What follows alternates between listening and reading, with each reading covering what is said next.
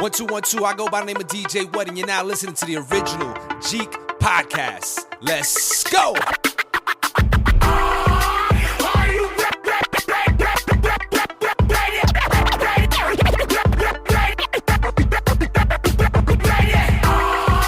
Ready to make an entrance, so backward cut.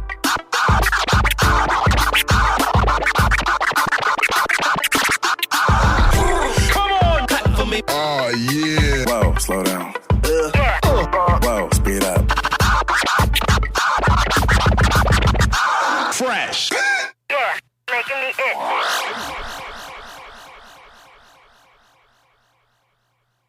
What up, Jeeks? My name is ROCKINMRMAGIC, and he is UNIQDNA. Welcome to the original Jeek podcast. UNIQDNA, my man. What's up?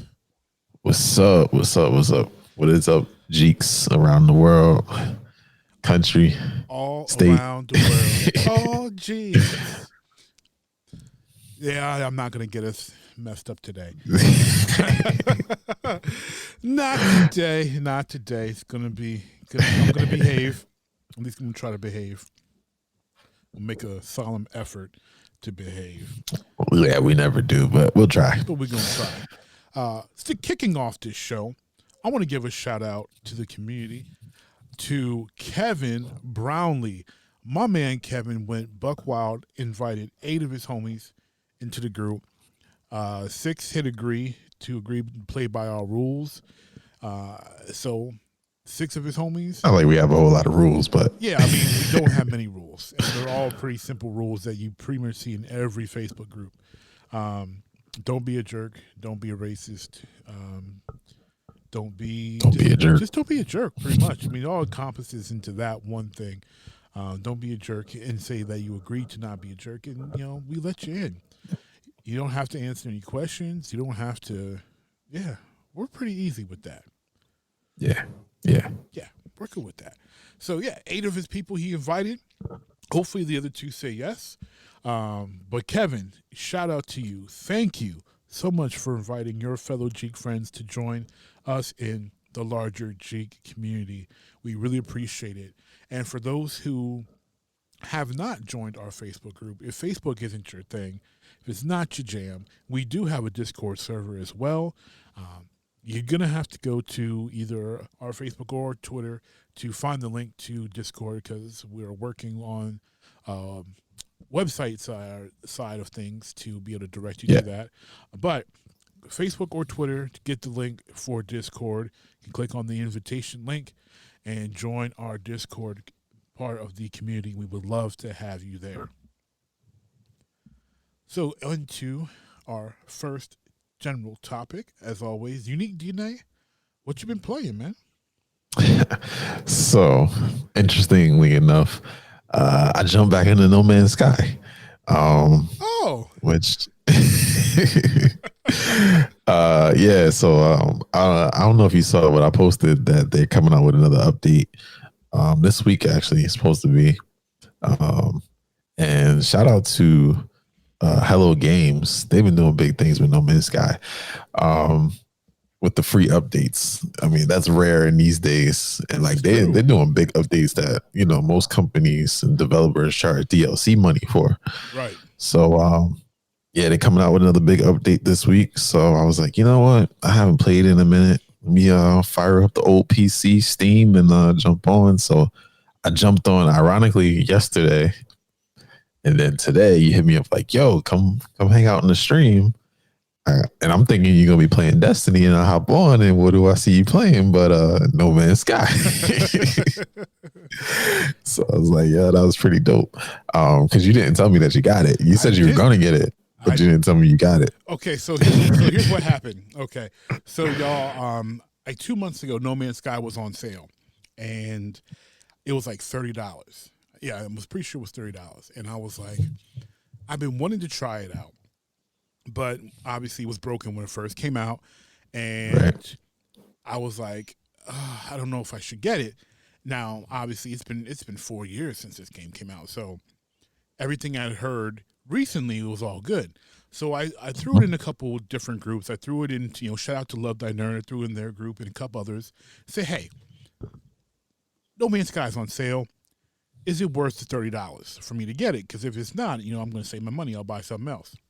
Right. And everybody that commented on it said, no, the game's not worth $30. It's definitely worth the full $60, maybe more. It's Right. It's definitely worth it. It's not what it was when it first came out. It's not the big disappointment it was. Like they said, like, you should definitely get this game. Yeah. So I'm like, okay, that's all I need to know. So I went after I got all that affirmation on the game 2 months ago. I went back to get it, and the price had gone back up to $60. So I was like, Oh. Yeah, so I was like, oh, man. So I'm playing 2 nights ago. I'm playing Destiny. Shout out to my Destiny peoples, Byron, Nick, Dre. And I'm playing, I'm talking, and Dre is like, yeah, what should I buy? Oh, look, No Man's Sky, $25. I'm like, $25? Oh, nice. $25?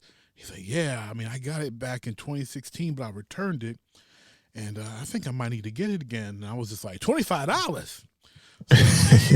So I went to the PlayStation store, and there and behold, there it was, $25 on the PlayStation Store. No Man's Sky. I was like, say no more. So Nice. I bought it, downloaded it, and I was like, all right, it's 2:00 in the morning. I'm not going to start playing now. Like, that's not going to do it justice. So, Right. So that was Saturday night. Sunday, I was going to play, but then I was farming Lake of Shadows for Destiny. It was the nightfall for the week. It's the very first strike. It's the easiest strike. It's the easiest nightfall, and they were dropping crazy good. Grandmaster was dropping Ascendant shards guaranteed. Master was dropping Nice. Shards almost every other, every third. Like, I was farming big time. So Yeah. I was like, and then we had company come over, so it was like, okay, I knew I wasn't gonna be able to play much then. And then Monday, I was focusing on the school for the kids, and I was also finishing up farming. So I was like, okay, here we go. Mhm. It's like noon. The kids their work is mostly done already for the day.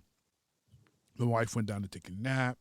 I'm like, I ain't got nothing to do. I've already applied for like 10 jobs. So I was like, all right, let me play some No Man's Sky. And I was like, you know what? I'm just going to stream it and, see what happens. So I started streaming it, and, I didn't tell you. I kind of like, I had it in the back of my mind that I did tell you, even though I didn't. Nah, definitely didn't. I did. I was like, wait, No Man's Sky. Wait. I did tell Tim, because he had talked about getting it for a while before. I know I told him, but I guess in the back of my mind I told you in my head, but I didn't do it. So yeah, obviously it was a pleasant surprise for you to see me playing your game, and I was having fun. So the real funny part to this, y'all, is that UNIQDNA has been playing No Man's Sky for quite some time. So I got 35. I just checked it today. I got 35 hours in. 35 hours. On yeah. Okay. What is your guess on how many credits you've accumulated in those 35 hours? Well, I spent a lot of them, but I don't know, probably close to 1 million, probably, maybe. About 1 million credits. Okay. Probably about 1 million. I spent a lot. I'm down. I'm down now. I'm trying to build it back up. I got like a couple 100,000 now, but yeah, I'd say probably about 1 million when I was going heavy. Okay. See, as I was streaming, a very nice viewer jumped on from France, and he was guiding me really through early, because I was trying to figure out what was going on. I'm on this hostile planet. I'm almost dying. I'm like, where is this sodium at? I gotta get the sodium so I ain't dying from this heat. And then I gotta find this carbon so I can keep shooting this mining laser. It was, and the science was out there. I was like, okay, what's going on? He's guiding me through my stream, and then so he was like, now when I posted, I indicated that I was, streaming for the very first time of this game. So I think that drew his eyeballs in, and he was like, man, you've inspired me. I've been playing for like 3 weeks. Let me jump in and help you out. So I was like, nice, cool, okay, I dig it. So he jumps in, he joins my session, he's helping me out, and UNIQDNA starts watching. And this cat, he starts building at my base. He was going in. I was like, he's guiding me on how to build a base. Yo, my base is the funkiest looking thing, right? So I am, by the time UNIQDNA is watching, I'm 3 hours into my first ever gameplay here. This guy has guided me to get to the point where I'm building a base, and all I have for my base, I've got carbon. All I have is wood. So I build this, some wood, and as I'm building and as I'm doing different stuff, this guy, he's adding on to my space.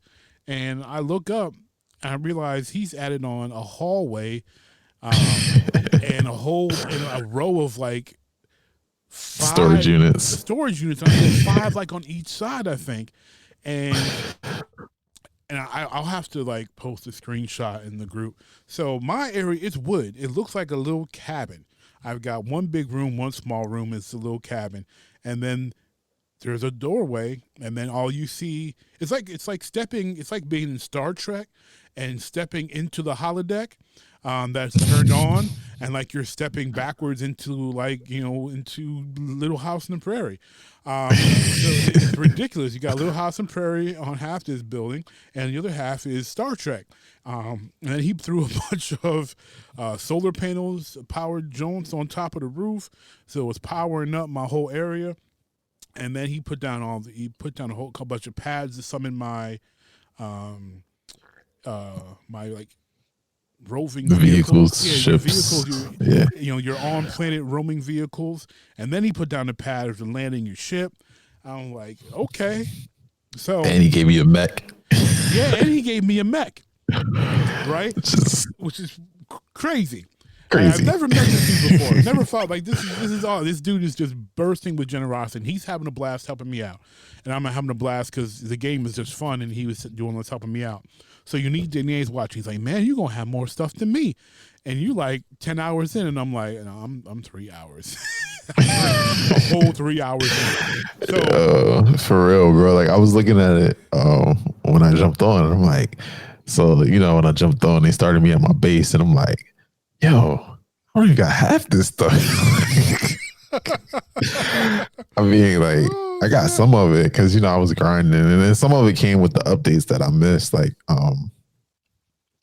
the living ship. I got 2 eggs for the living ship. I just haven't hatched them yet. I need to hatch those. So I will have two living ships because I actually I started hatching them today. Okay. And then like after you jumped off, and then it was just a bunch of other stuff. Like I didn't build the mech because that came with the update when I was playing, but I was so focused on because, like I said, Hello Games have been like going in with like the updates and it. I mean, I guess it's DLC, but you don't got to pay for it, right? And so they did a power suit upgrade.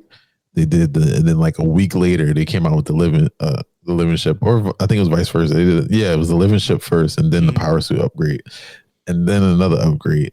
Then they went cross-platform, and I was just like, "Yo, I can't keep up." Like it was happening so fast, and then life got in the way, and I wasn't playing as much. But I was just looking. I'm like, "Yo, you accumulated more." Like, I mean, my base is trash. I never expected it to be much. Like I said, it's just a storage unit for me.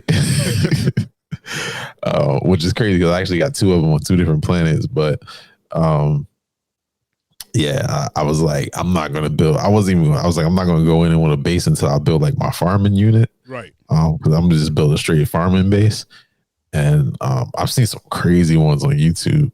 But I was looking, I'm like, yo, you got a whole setup. Like, I mean, I could build some of that stuff, but I was like, yo, you got a mech, you got a rover.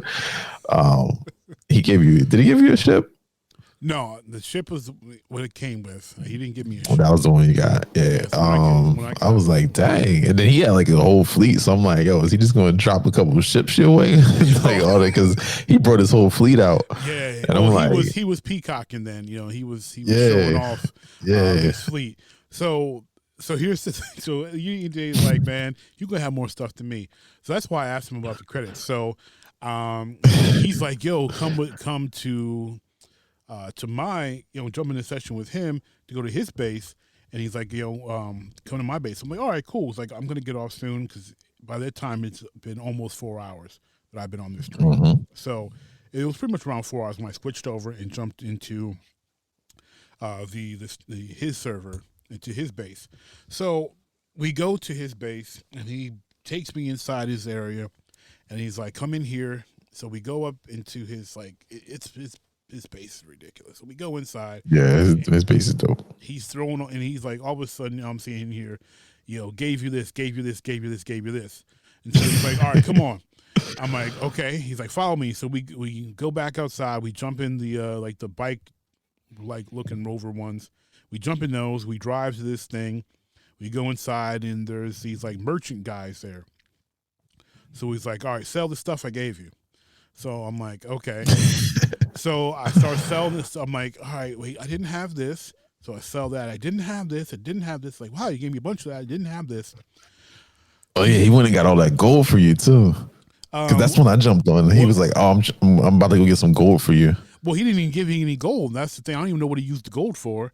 Oh, that's crazy. Because when I jumped on, he was like, yeah, I'm about to go get some gold for you. And that's when he like bounced. And I was like, yo, where did he go? Yeah. He and said he was going to get the gold. He was like, I'm going to get some gold. So I'm like, yo, he about to make you rich. So I don't know what he did because he didn't give me any actual gold. He might have used the gold for what he gave me. So he gives me all the stuff. I sell it. And then I look at my number. I've got over 10 million credits. You can start your farm. Well, yeah, you got to get the plans, but you got to do the research. But you can start your farm. He's like, now you want to see a ship or two? Go ahead, buy that. And I'm like, okay. Oh yeah. The ships, yeah. That's why most of my money went. I bought 2 ships. I bought a freighter and a cargo ship.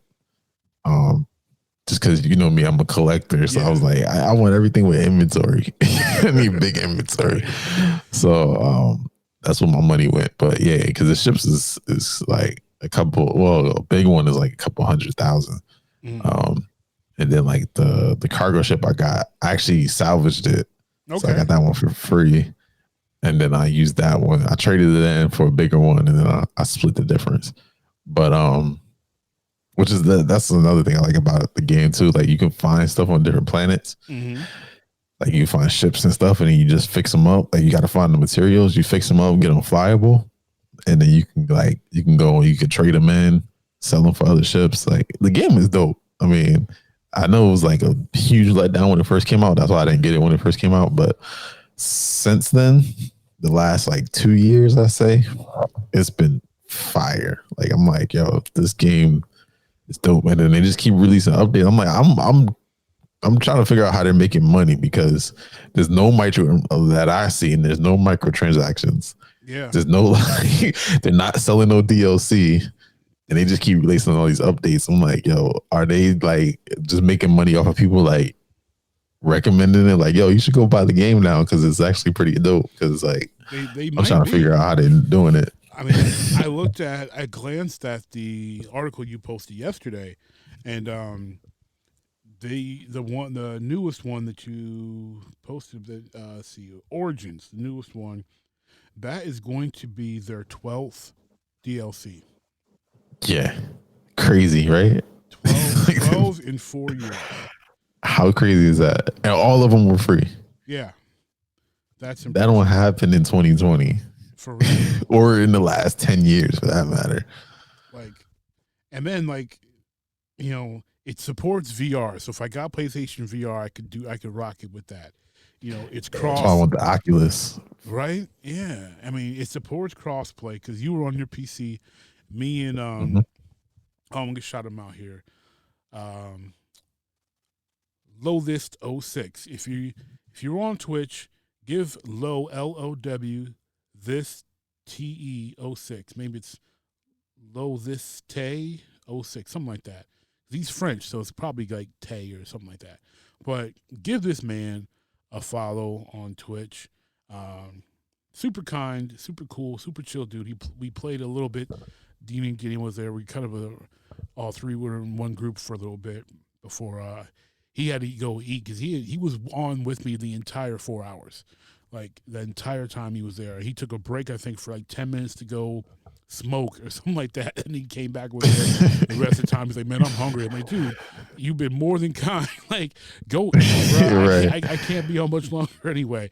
Like, go ahead. And I mean, he's in France, so he's 5 to 6 hours ahead anyway. So it had to be, it was almost 5 o'clock here, so it had to be getting late. There anyway, so it was 10, 11 o'clock at night there anyway. It's like, dude, like, yeah, come on, man. Like, you've been here more than long enough. I appreciate it. Yeah, I thought actually when I hopped on, I was on the stream, so I was just in the chat first, and I thought y'all knew each other. Like, I thought he was like one of your Destiny buddies or something. Oh, and then especially the way he was just giving away stuff, I'm like, oh yeah, he must know you. Like, like kind of like me, like, he been playing for a while. You guys know each other, and he's like, yo, I'm gonna help you out. That's even more impressive that like just some random guy he was just like, yo, I'm gonna hook you up with like random. 10 million plus. Yeah, plus set up your base. Because I think like, I started the game with like 5,000 credits or something like that, and yeah. I'm over 10 million. Like, yeah, they don't give you much to start out with, so yeah, that sounds about right. Yeah, but that's crazy. That's dope. That's super dope.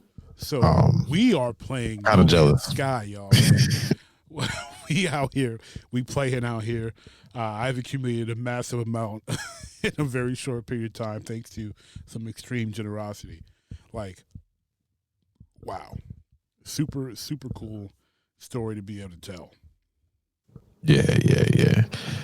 So that's gonna be dope. I'm ready to play now. Right. And I feel bad because UNIQDNA jumps in and I'm like, I gotta get off. He jumped on for like 10 minutes. I'm like, I gotta go. I've been on for I've been streaming for 4.5 hours. I'm starting to get glares from the wife. I know dinner's coming soon. Like, I'm like, I'm gonna have to get off. Like, I don't want to get off, but I gotta get off. I don't want to get off, but I gotta get off. Yeah, nah, it's cool. I only had like an hour left. Well, by the time you got off, it was probably like maybe like 45 minutes. So yeah, I just did some farming and I should say harvesting, some mining, and then like I said, I updated my because I needed to update my inventory so I could hatch the eggs for the living ships. And then that was pretty much it. And once I did that, I was like, all right, I'm gonna just hop off because I had to get ready for class. But yeah, I'm hyped to start playing again. Because like I said, I loaded up yesterday. I played for like an hour, and then I jumped off after I finished homework and stuff. But I was actually gonna text you today and be like, yo, because I remember you mentioned that you might get it, but I didn't know you actually got it yet. So that was a nice little surprise. Yeah, it's no surprise for me to hear that sale. I was like, huh, okay, I can do $25. Everyone told me it's dope. And people have told me it's dope. I trust. So I was like, cool, let's make it happen. Right. Yeah, so I'm excited for that. To even get better, with next week, whatever next week's update, result of that is, like, that's super dope. And I know there's a whole bunch of stuff that was like, already included that I haven't been able to get into because I've only played for a few hours. So like, yeah, I mean, I haven't gone in the mech yet. There's a whole bunch of upgrade stuff I got to do. I still have to, work on my upgrade my mining laser and all that other stuff. Like, there's clearly just so much to do. Like, it's Destiny level amount of things there are just to do, in this game. Like, it's very impressive. There's so much to do. It's insane. And then the amount of play, like I remember when they announced the game and they were like, it's infinite exploration. Like, just the amount of planets you can go to. And then like when I did my first jump, and I just like did a jump to like another planet, and then I did a jump to another galaxy, and I was like, wait, there's more. And then it's just like there's like, I mean, like within the galaxy, there's like tons of planets, and then you jump out and you see the screen with all the different galaxies, and you're like, wait, there's like tons of galaxies too. Like this game like never ends. Yeah. So yeah, I mean, there's like so much to do. Yeah, and then like the more you just start upgrading stuff, the more you just like you're able to do more. It's just crazy, but. I mean, I am a little upset that you wasn't getting harassed by the Sentinel when I was. Well, I don't understand why the Sentry didn't bother me. I think it's because I'm so new. I hadn't done anything, or it didn't recognize me as a threat for some odd reason. I don't know. Maybe they didn't want black. It was like every time I would take out my mining gun, it was just like right there, like hovering over me, and I'm like, go away. I wanted to shoot it down, but then that's gonna bring like 10 more. See, I was talking trash to it too. I was like, go ahead, fly off. It probably hasn't seen me without my my helmet on. It doesn't know I'm black yet, so it just let me it was like, oh, he's cool, we're good. Nah, I'm here to steal everything. And I am shocked at how destructive everything is, especially the vehicles, because you just running over and just disintegrating trees and running over rocks and animals. And, like, I am like, because I'm trying to get used to driving this thing, and I'm defaulting to GTA controls on, like, and I'm like, okay, well, that's not it. And that's not making me go fast. Like, okay, what is this? Okay, now I finally got it. Like, all I got to do is the sticks. Cool. I don't have to press R2 or anything to go faster. I'm okay with that. And so I'm getting the hang of it, and I'm just hitting trees and rocks, and they're just being destroyed. And I'm like, oh, great, that's minerals I can't get now. And then I'm like, I am just destroying this planet's ecosystem. Like, it's not going to have nothing left because I'm just trying to drive around. But I'm like, oh, that just seems to be how it goes. The ecosystem just gets destroyed because... Yeah, everything is pretty much, like, destructible, except for, like, the building structures. Pretty much run anything over.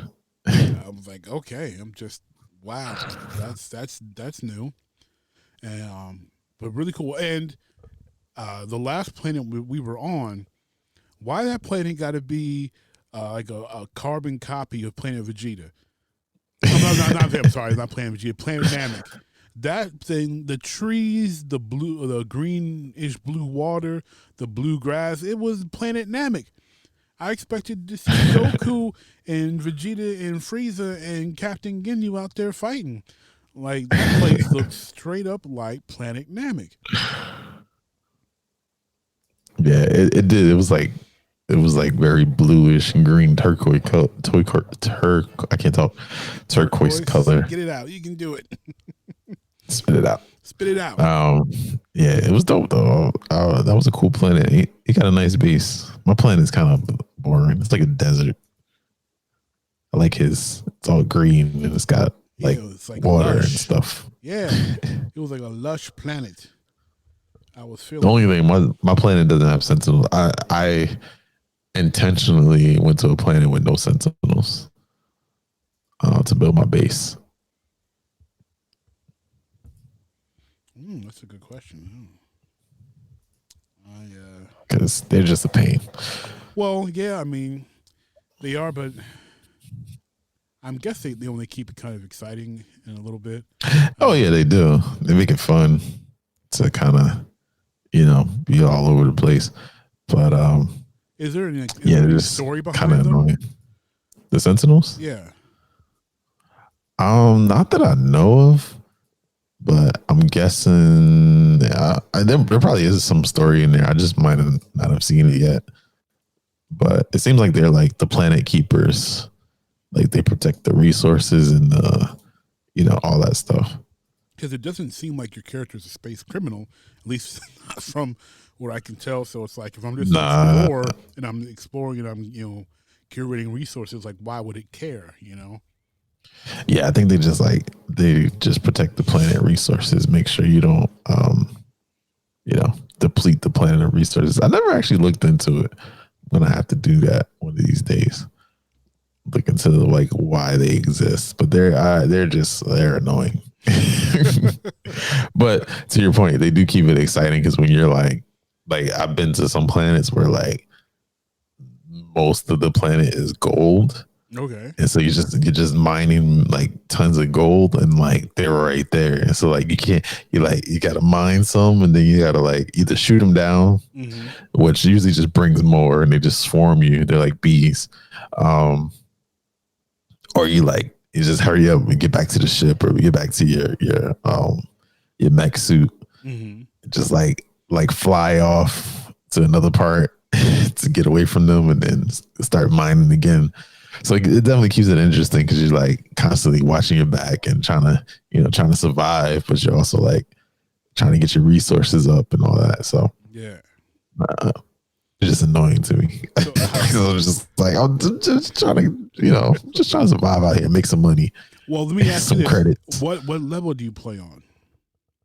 I don't even know. I'm knowing me is probably the hardest level. Because I started we weren't in my session at the time, but I started on normal just because I wanted to get a feel for everything. Yeah, I usually do hard, like normally by like default, I usually do hard or like the hardest level, depending on the game. This one I probably did hard because I was on PC and I'm still getting used to playing on PC. But I don't remember because I set it up like a while ago, so I don't remember what I set it up as. I have to check when I get off. But probably hard. But either way, I know everybody, like I've heard everybody complain about them. Like I used to be in this, actually I still am part of this.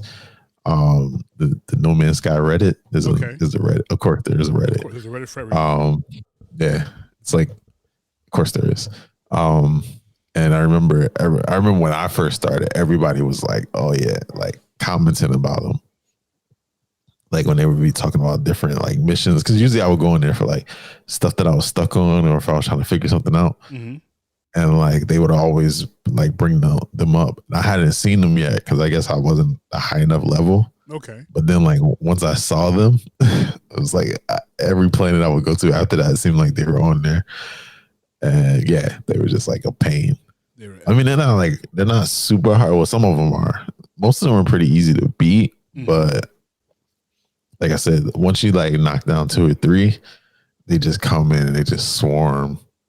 And then you're just like, I gotta get out of here or I'm gonna die. Like there's no way around it. Yeah, they didn't kill me. I did die though.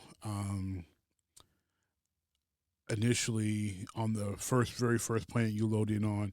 And it's crazy because Losiste 06 was like, you'll probably die within the first 10 minutes. So I'm like, oh, well, I'm going to do my best not to. And I'm running around. I'm trying to get these resources. And I was like, he said, like, if I had like 3 more seconds, I would have survived and been able to like, fuel my. I was trying to find sodium. That was it. I couldn't. I needed the sodium for my hazmat part of my suit, and 3 more seconds, I would have been all right. But I died, and then after that, I think that's what made him take mercy on me, have pity on me. It was like he was like, "This guy needs some help. Let me help him out because this planet is harsh, and he doesn't know what he's doing. He's learning on the fly." Yeah. And that's one game where I'm going to really have to adjust how I sit because my PlayStation's in my living room, and I don't know what I'm going to do future-wise because that's a game I need to have that thing in front of my face. Like the writing is so small. I was like, I need to have like a monitor that's only a few feet away from my face because I'm trying to. I had to stand up and go in front of the TV closer so I can like read this small print in the lower left corner and it's tell me this stuff in the left corner, tell me this in the right corner, and then you got HUD stuff up here, and I'm like, wait, oh, hold on, where am I supposed to be reading?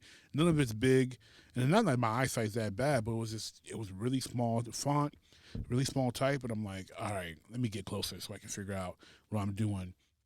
And man, especially when I went into the inventory, so I'm like, what? Hold on, okay, yeah, that menu system is deep. Yeah, and this ain't getting bigger as I'm rolling over it either. Like, nah, like. Because I was like, okay, this kind of looks like Destiny's, and I rolled over it. It didn't get any bigger, and the pop-up had the words in the pop-up were just as small. I was like, all right, I'm gonna have to stand up. Let me go read this, figure out what's going on. Because, yeah, it's deep, it's in depth. Yeah, I wonder if you can, update it, change the stuff in your, like in your settings. Because I know on PC you can, but console might be different. Yeah. Like if you can make the letters bigger or whatever. I'm gonna have to look, because either that or I'm just gonna have to move my chair closer to the television and sit in the living room. Be like, y'all walk around me because I need to see. Yeah, I imagine you probably could. Most games you can. So yeah, I would look into that next time you get on there. Yeah, I'll have to check that out, but. No Man's Sky definitely is a great time so far. Yeah, it's been awesome. And now I'm like excited. I'm like him. I'm excited to play again. Now I got somebody to play with. I think that was the one thing. I was like the lone survivor, the lone explorer for 30-something hours. That's how it was supposed to be. Like that's how they marketed as, hey, you're gonna go on this massive solo journey, and you'll never bump into anybody because this universe is so massive. Yeah. Well, I mean, they always had the NPCs, but it is definitely different with like real players, like the multiplayer experience. But I mean, don't get me wrong, I like the lone survivor kind of soul explorer thing. It was just like, this would be like knowing that there was multiplayer. Like this would be fun to play with my friends. Yeah, no, definitely. Well, any game, especially in anything online where you're exploring and you're going through something, you're problem solving, it's always better with friends. And I don't know what their plans are, but if they had a communal ship option, I bet that would blow up. 2, 3, 4 people max, working together, trying to, go through super hard, planets, whatever stuff that requires teamwork. Yeah, I'd imagine, which I haven't looked into it because you're my first actual friend that is playing it. But I'd imagine that you probably can. I think you can actually. Now that I'm thinking about it, I think when you get the freighter and you get the fleet, mm-hmm. I think you can do like a team kind of thing. Like everybody can be on because the freighter is huge. I don't know if you saw it. So Loziste 06 had a freighter, and he had me fly my ship and dock on his freighter. That joint was huge. His entire fleet was docked in there. He goes, I have these guys. Like I got a couple bases, and I got this and that. But he's like, I live in my freighter. And I was like, no wonder you live in your freighter. The thing was like Battlestar. Like it was like Galactica. Like thing was huge. You had all these ships on it. I'm like, yeah, of course you live on this thing. So I think. I mean, I'm guessing. And I'm pretty sure I remember seeing something about like that you can do that, like with the freighter, you can do that. But you freighters, you to acquire one is like, it's a good like 10 million, I think. That's why I never got one. I didn't make it that far yet. That's a lot of money. But it's a lot of credits. I think it was like I found one because I rescued one. They were under attack. Okay. And with some pirates or whatever. And I fought off the pirates. And then I talked to the captain. And he was like, he basically said something to the effect of like, yeah, I'm giving this all up. do you want it? And I was like, yeah, sure. And then it was like 14 million or something like that. And I was like, I'll come back later. Can you just hang around and float around in space till I can afford that? Like, yeah. Exactly. Wow. Let me see. I'm looking at the Desolation update. See what it says. It's got some details about derelict freighters. No two interiors the same. They love their variants. Uncovering the freighter secrets. Yeah, their variants are ridiculous. Like, I'm telling you, man. Like, if their next game cost $150, I will buy it. Just because, like, the amount of value that they provided with the game for, if you got in a, ground level, it was $60. If you're like us and you got it on sale, I think I paid 30 or 40. You paid 25. It's like, yo, to provide that much value is amazing for, like I said, then just everything that they just keep at, like, they're just like, yeah, we know we gave you this is we talked about last episode about Destiny and my disappointment with Destiny. This is what I expected Bungie to do. With Destiny, like, okay, no, we didn't deliver on our promise, but look, we're working diligently to get there, right? Like, and just for Destiny's doing it, but they're like, yeah, well, you're gonna pay. You're gonna continue to pay. Yeah, come buy this DLC. Come get this Taken King for another $30. Come get this one for $15. Whereas Hello Games is just like, here you go. Like, we're going to deliver on our promise one way or another. Right. And yeah, it's just dope, man. They have gotten so far from me a forever fan of pretty much anything that they put out, just because, they're taking it back. Like, me and my brother-in-law were just talking about this earlier today. But they're taking it back to like the original, for the gamers, so for the last, I don't know, I guess probably like 10 years or so, maybe 5, it's been about profits. Everybody's been about profits. Everybody's been about exclusives. Everybody's been about, how can we maximize, even now, like spoiler alert, I guess, for later on. Everybody's been talking about the Microsoft Xbox thing and deal, and it's like the Xbox and Bethesda deal, and it's like, it's exclusives, and now we're not going to be able to play any of these games on PS5, and it's just like Hello Games is just like, we're about the gamers, and we're gonna give you guys what we promised and more, honestly, because I think they've reached what they promised, and they're just like going above and beyond now. Like, now they're coming out with this new update this week, and like you said, it's been 20. How many? 20? 11? 12. 12 updates. This will be the 12th one. And now a single one of them costs a dime. And you think like, if you think about it, like, these developers like Bungie, like Bethesda, like even Microsoft and Sony, they would have been like, yo, $30 a pop, or even 15. Yeah. I mean, I'm looking at these patch notes. Like the patch notes for 2.6. I mean, let's see. They added the space encounter, the derelict freighter. They can be landed on and explored.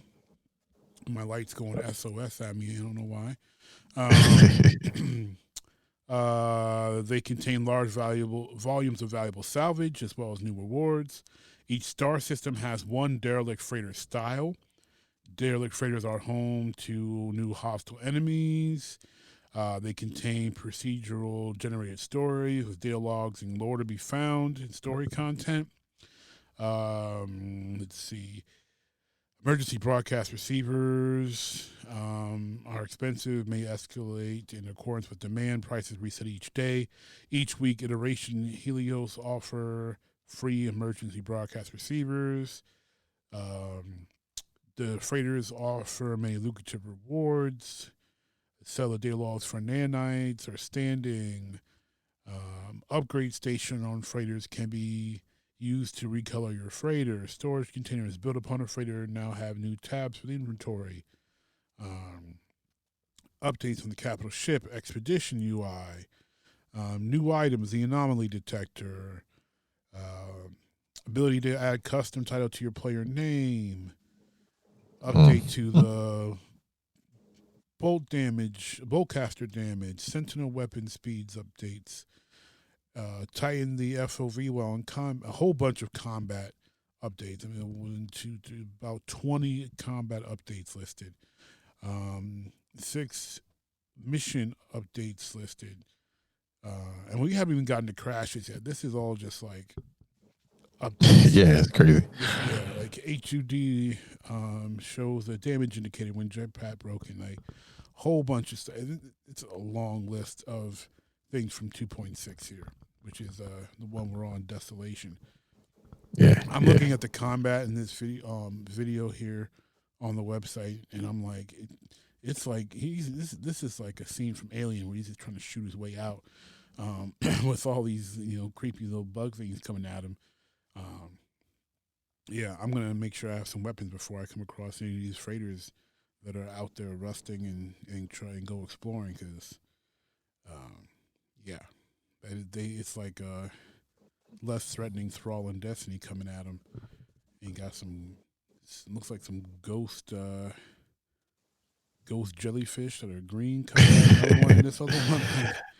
Yeah, some that's the other, like it gives me those Destiny vibes. Yeah, but like I said, it's everything that Destiny should have been, but wasn't.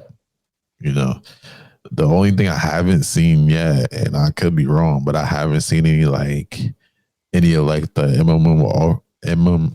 I see it again. I can't talk today. MMORPG elements type, like world events and elements and different things like that. Raid type stuff. Right. Which who knows? Maybe that's what this update might be, because they haven't released a whole lot of details on it. No, there's no details on the site about it. But I mean, if they do that, like if they go the MMO route, there's no stopping this game for at least a few years. For a while, yeah. Especially like on the PC side.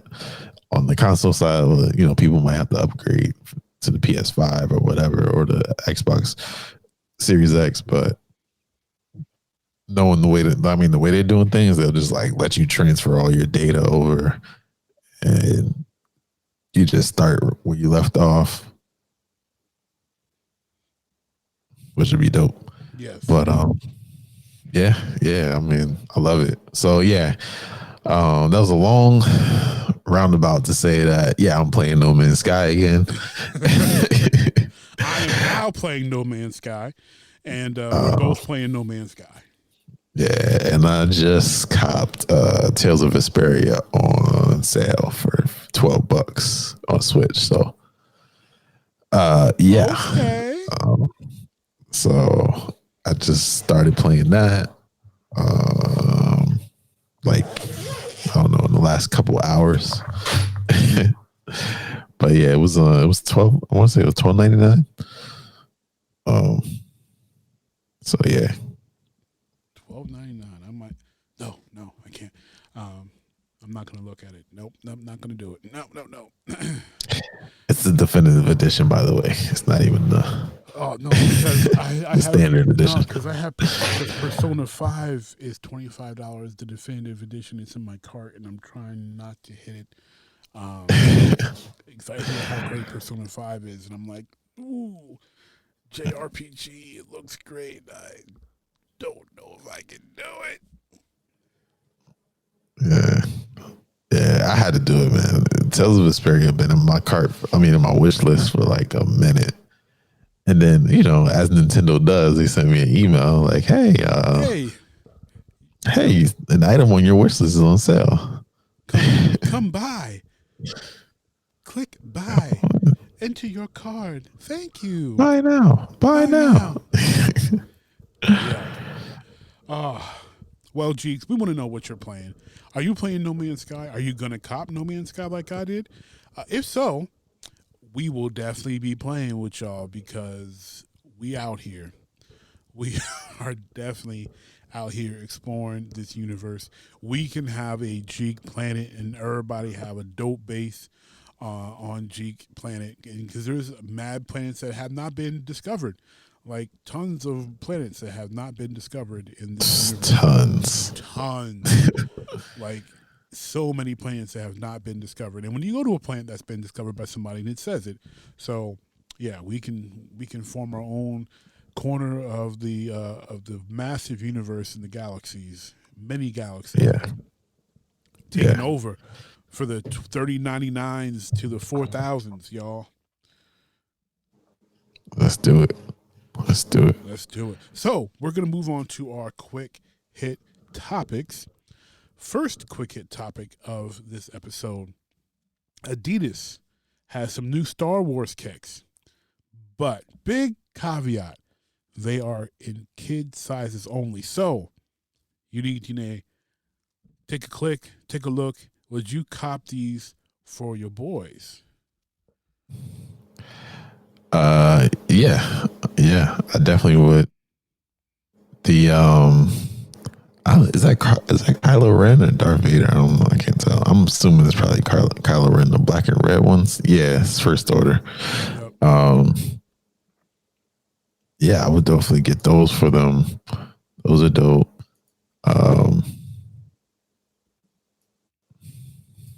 Are these? I wish they would label them. That's the Rebel Pilot joints. Those are dope too. And what are these? The Jedi Yoda. I guess that's Yoda, right? Jedi Master.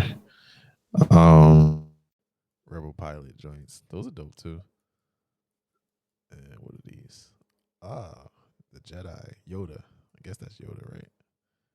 Jedi Master. Yeah, I mean, I like all three. You know me, I'm a Star Wars guy, so I like all three. They're not too expensive. $40 is about average for kids sneakers. You know, at least Adidas and Nike kids sneakers. Right. I mean, of the three, I definitely like the red and black ones, the Galactic Empire ones. Yeah, the ones are super dope. Those ones look really cool. Yeah. But yeah, either any of them would be dope. I mean, I would have liked to see them in. Obviously, I would like to see them in adult sizes. The one thing I don't like about the Galactic Empire is like why the blue, like, I guess that's a shoelace strap, or I don't know what that is actually. I don't know what to call that, but so random. It just is random blue. Like, why not make it red? Oh yeah, on the tongue. Yeah, that does. I have that blue on the tongue. Yeah, like, all the other ones match. That's the only one that doesn't match of the other two. Like, you know, of the three. You're right. Like the Jedi Master one is black, which is fine, and the Rebel Pilot one is like a navy. Yep. But then you got this like royal on this like, red and black. Yeah. It's just like a random royal blue. And it's like the only place in this royal blue. Like, was that a design mistake that they just forgot to correct? Like, when you buy it, is it actually going to be blue, or are they going to be like, yeah, we made a mistake. That was a prototype, and it's actually supposed to be red? It would make sense. Red. It could be. Yeah, that does not look right at all. Yeah, either make it red, or it seems like all the other ones, they went with the color of the tongue, like that. Like, well, actually, no, the Jedi Master went with the color of the laces. But yeah, like the Rebel Pilot one, it went with the. Actually, no, you know what? Each of them is different as far as which tone it used, but the thing is, the Jedi and the Rebel Pilot one, the tone is from other parts of the shoe. It's not Right. a complete. It's not red in the middle of all this blue and gray and off white. Right. Like it's the same, navy. That's royal blue. That's there. And I'm sorry, that's a navy. Yeah. It's Same navy. Like you see in other parts of the shoe. Even if it was orange, I mean, there's the oranges and the stripes. Like that still would make sense. It's not a. It's a color. Yeah. You can even do orange. Hey, those ones are only $35. Huh. It looks like the more popular ones are the first order ones are $45. Yeah. Jedi Yoda ones are $40, and the pilots are $35. It's not bad at all. No, it's not bad at all. That's a pretty decent price. Yeah, I mean they're dope. I would definitely. I don't think my son can fit any of these though, but Yeah, and your 3.5 is the smallest Yeah. size. It got big for your he's kids. not quite there yet. But they're dope. I would like if he was a 3.5 or 4. I would definitely, get it for him. Cause they're pretty dope. I would like I said, I would get some for myself if they had them in my size. Both sizes. I looked. They're kid only sizes. I looked. I tried to find if there was adult sizes, but Yeah, I mean that happens pretty often. As long as I've been in the sneaker game, I'm always like, yo, man, the kids always get the better colors. Like even with Jordans, like they would come out with some crazy colored Jordans, and I'm like, oh, those are so fire. And then they were like, yeah, kids only, and I'm like, come on, like kids and women's. yes, one women's Jordan. I was like, yo, those are fire. And there was like, oh, women's only 11. So I'm like, what? Yeah, Come on. They did that a lot, and I don't really understand. I don't understand why, because I mean, I know they know if they did it in men's colors that they can get it, like they're gonna sell.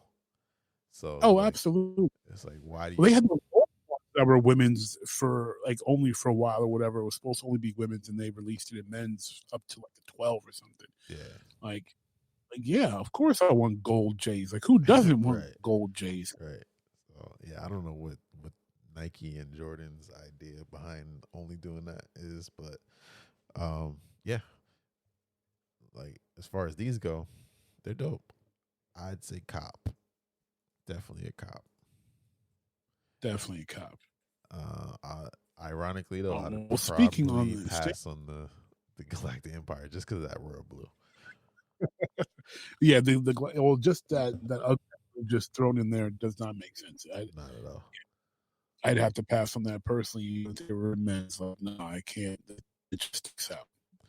Yeah. But next quick hit, we have seemingly a win. Now, if you listen to the show, you've heard UNIQDNA and myself rant quite often about a particular thing in gaming, and that is hair. Yes. Black folk hair specifically. However, black folk hair. Have you seen Miles Morales' fade in lineup from the images in Spider-Man Miles Morales? I did actually. I actually did see this. It's insane. My man, that line is fresh. His hair looks real. It looks natural. I'm gonna put it on the screen for everybody to see as we discuss here. Will these next gen consoles finally herald the era of accurate POC hairstyles? Because I am here for it. Look at that right Look at that. Look at that line. I mean, like I'm like, look at the texture, like the tight curls. Like the tight curls. They actually, like, if it wasn't a video game, I would think that was somebody's. Somebody just got out the chair. Somebody's hair, yeah. Even like the little details here with the, like, it's not quite perfectly even. You know, right? Like, you know what I mean? Like you can see the little hairs coming out, versus like they just like drew a line.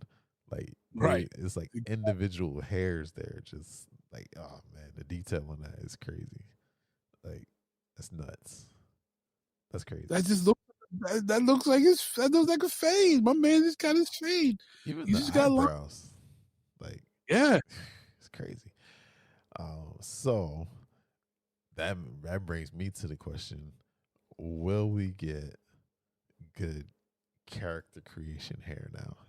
Will we finally be more than just slick backs, afros, dreads, and cornrows? Dreads and cornrows, yeah, because those bald. only or bald. Can't go wrong with bald. Oh, that's the tough one, because obviously that screenshot is from a cutscene, and Yeah. Or is it? Well, yeah, I'm pretty sure it is. I don't know for sure, but that looks cut screenish. It does. To me. It does. But also, this is PS5, and Right. I mean, So that gives me hope that even if we don't get any character creation, we eventually may, because it's already there for the main character. So if that level of detail stays true to the in-play art, then that gives me hope for character creation games will be able to have that type of detail, right, and accuracy. right. But we've never seen it even in the cut screen before. So it's usually just terrible. yeah, so what I see. So yeah, I mean, I'm excited just for that, but I'm just thinking like, yes, I can finally get a character. I mean, you're never gonna look exactly like you until they do the face scanning thing, but right. Yeah, at least I can get something close to what I look like, which would be pretty dope. That'd be pretty sick. Just to have a real black man hair. Yes. On my NBA 2K character. Right. And not so, not floppy like Steve Nash thing going on. Nobody looks like what is going on? It's crazy. And you'd have thought cornrows and dreads. Yeah. I've never had cornrows in my life. I did, but I mean, I was 15 years ago now. I never did. I wanted to. Every time I went to get it done, people were like, "Yo, your hair is just too curly. We'd have to have you relax it." I'm like, I'm not putting relaxer in my hair. I'm not, I'm nothing but juices and berries in this. Putting relaxer in my hair, so I never got rose. But I had plenty of monster froze. But hey, I wasn't doing the relaxer thing, so no rose for me. Really? They told you how to get a relaxer? That's crazy. Because they didn't want to deal with the fact that it's, you go to a place, they're paid per head, so they want to get your head done as soon as they can. Yeah. And it's not like I was with Charles Sprewell, paying take $1,000 my house and braid my hair as I play video games. You know what I'm saying? Yeah. Because if that case, I'm paying you. You come go do my natural hair. Yeah. But you're going to a barber shop, you're going to a hair shop,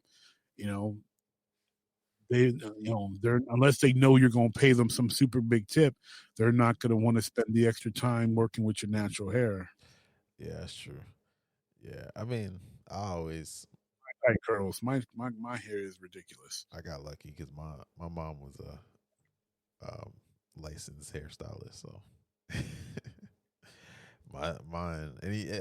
anybody in school that went to school with me, they'll tell you my hair was always fresh. The most I would go was like 2 weeks, and that was a lot of times that was just because I didn't feel like spending my whole Saturday, because she worked at a shop. So so you were there all day. Yeah, so I mean, she could do it in like an hour or two, but because I would go there and she'd be working, so in between her clients, she would do something, and then all right, go sit over there till I finish, and then I'll finish the rest. And so, I wish we had switches back then, because I mean, we had PSPs, but Game Boys, don't act like they have nothing now. I know. We did have some stuff, but yeah, it was just like I didn't want to spend my whole Saturday over there because I used to go, it was either do it at night, which she didn't really like doing it at night because she's like, I've been doing hair all day. She wants a break. Right. And now, like, I came home, cooked dinner and all that. And then now you went to music and braid your hair for 2 hours. Or you come to the shop on Saturday. And I was just like, I don't want to go to the shop on Saturday. I want to go play ball. Well, boy, you had done a knot. Right. So yeah, it was always like choose between looking good for the girls and go play ball. And sometimes ball won, sometimes girls won. Well, for me all week, I'm gonna play ball. Right. You already know what I look Me like. next week. You know what I look like. Yeah. But, oh snap! So next quick hit we have details came out about a pitch that failed Adult Swim, and I'm kind of scratching my head. Like I get it why it failed, but I don't get it because to me, I don't know. So it's goofy to me. But here's the pitch. So Adult Swim was pitched a show, animated of course, about Rick Moranis as the main character.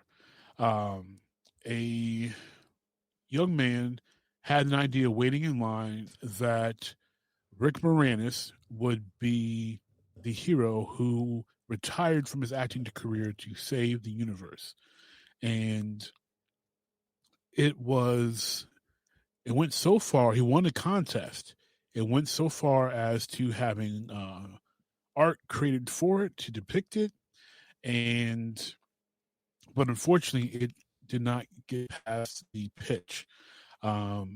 The sketch work includes sketches of Rick Moranis, and of course, in his glasses, a cereal box from the Shrunk the Kids movies, a butler that is a mantis named Morantis, and some other concept art. And essentially, Rick Moranis was going to be our savior who had retired in northern Alberta, Canada. And this kid discovers a cereal box from the Honey, We Shrunk Ourselves movie, which is, unfortunately the worst of the Honey, I Shrunk movies. And that rare box of cereal contained an unexpired golden ticket, making him the winner of a Meet Rick Moranis contest. And that Rick Moranis sacrificed his acting career to become the gatekeeper between our world and hell itself. So I don't understand how that did not get past the approval board there. However, their response is this: not enough people know who Rick Moranis is. So that's why they didn't go on with the show. I mean, I kind of get it, right? Because the Adult Swim audience now is most of our kids, or you know what I mean? Like most of us are in our 30s and our kids are, 18 or 17. They're in their teens, or about to be in their teens, right? And so they're the new Adult Swim audience because we were the Adult Swim audience, even though Adult Swim is supposed to be for adults. When we were teenagers, right? 18 and 19 and 17 and 16 and whatever. So this is true. I feel like if this happened, I don't know how long I've been out of school now. I don't even want to count. Well, wait, high school? Yeah. So roughly, what, 20 years Well, ago? 15? No, it's been exactly 20 years for me. So I've been out for 16. You've been out for 16. So if this came out, if this was pitched 16 to 20 years ago, I think it would have been an immediate green light. Because it's all of us, right? That's the audience. Us and a little bit younger, maybe like like my brother's age, because we remember vividly those movies. That was our childhood, right? 97, 98, 99, like all of that. I feel like now it would still work. It could still work, but I think the pitch of, Rick Moranis, his acting, retiring his acting career, I think that part of the story would get lost on some of the kids today. Because they just be like, wait, who was he anyway?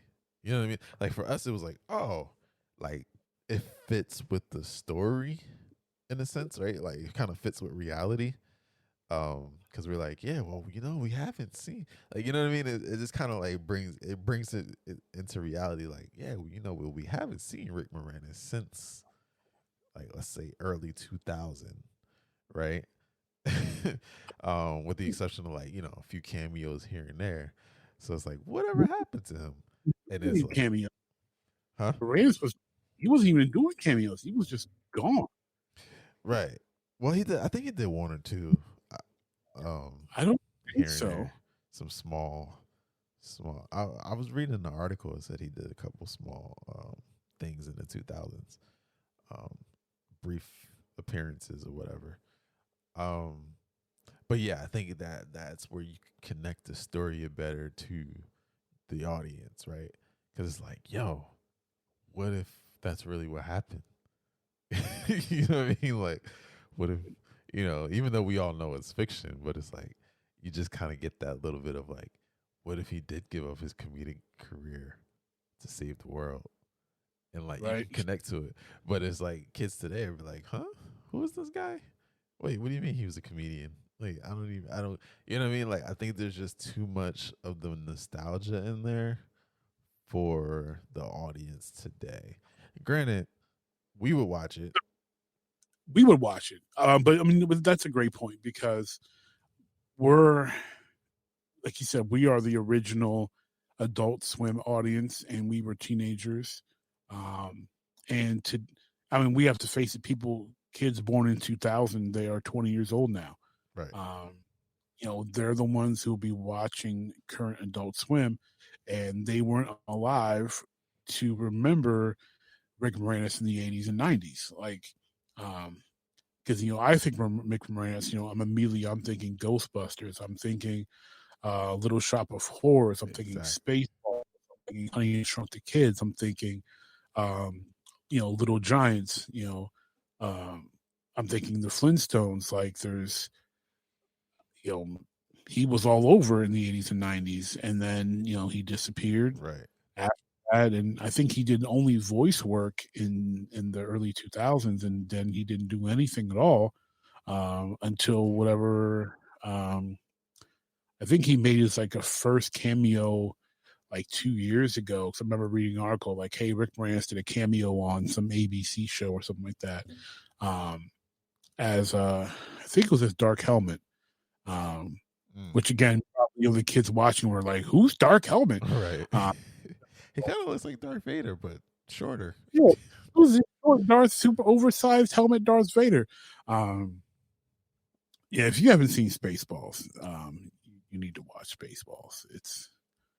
It's hilarious. Don't watch it with your kids though, especially if they're like young kids. Don't watch it with young kids. It's what we call 80s PG. It would not fly as PG currently. I don't know, maybe they let a lot of stuff fly these days on PG. It would not fly as PG today. It would be that Spaceballs would be PG-13 today. It would not be a PG movie. Yeah, that's so weird though when you think about it, dude. It's like the stuff that they let in these cartoons these days. But no, it's not even so, because I think I told you before, I had bought Rocco's Modern Life on sale on iTunes, and I started watching it. This was a couple of years ago, but I started watching it, and I was like, "Yo, what is going on?" Well, yeah, I mean, I get it. It's just like Ren and Stimpy. Like, there was a lot of stuff that went way over our heads. Oh no, Ren and Stimpy was so blatant. Like even things that I wasn't supposed to get, I understood. Like even if I didn't get the joke, I knew it was inappropriate just because of the way they told the joke. Like they were so blatant with it. But Rocco's Modern Life was very very nonchalant about how they were extremely adult, and I was like, so I was gonna tell. I remember I was watching it. I was gonna call my kids and hey, I used to watch the show. It was hilarious, blah blah blah. And I'm like, I'm watching this at night when these children is in bed because no.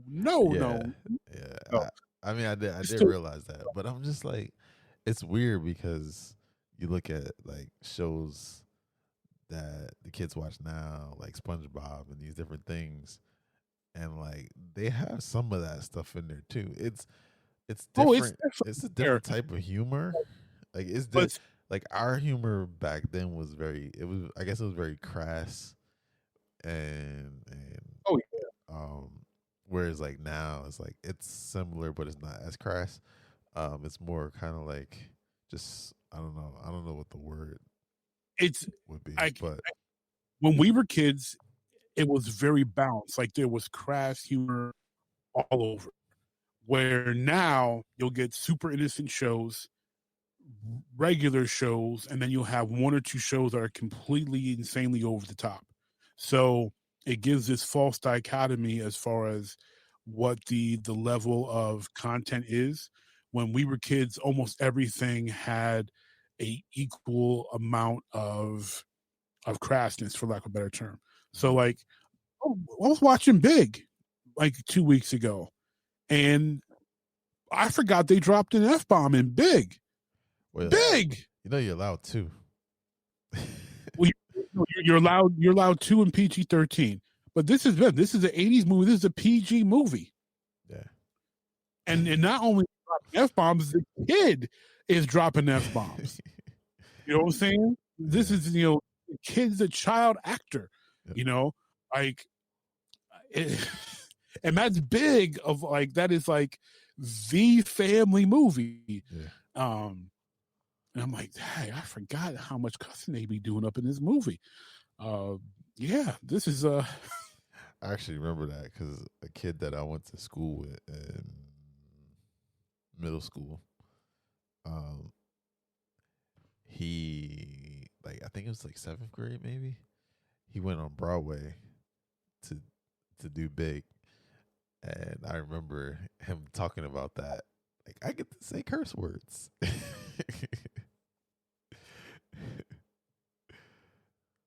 Wow. See that? Yeah, it's something else, man. I don't even know how to. Yeah, it's just funny, but yeah. I mean, I kind of see why they chose not to go with it.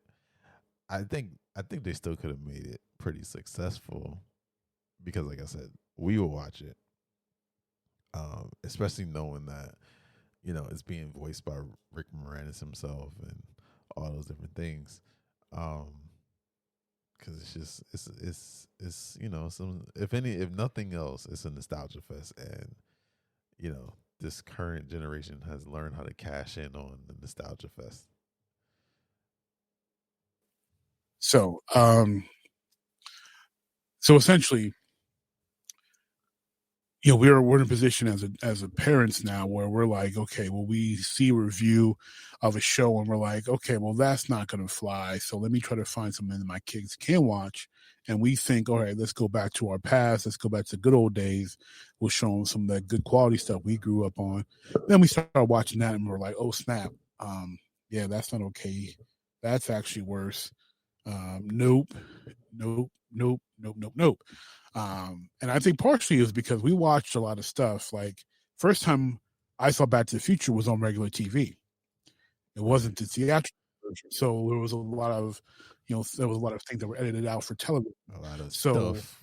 Yeah, a lot of stuff was edited out for television. So there were a lot of movies that we saw for the first time as kids. And in the 80s and 90s that, you know, it wasn't theatrical version. So we have a Filtered lens, if you will. we have a filtered memory. So when we go and we buy that movie, we go and we buy Goonies, we go and we buy Spaceballs, and we buy Back to the Future and buy Big, and we put in that DVD. We're getting theatrical stuff we didn't see in theater. We didn't see it in theater the very first time, and by the time we saw the theatrical version, we were preteens or teenagers, and you know, it kind of filled gaps in the memory. Yeah. But since we were older, you know, it didn't register that, you know, that we missed it as a kid. And so then as adults, we're like, well, man, I don't remember this much cussing in this movie.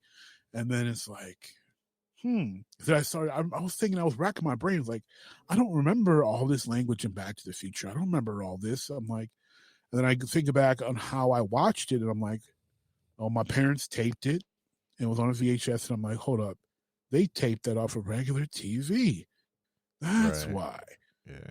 You know, or they taped something, you know, and then on this other thing they taped, you know, during the free Disney weekends or whatever, like they just popped the tape in and tape stuff.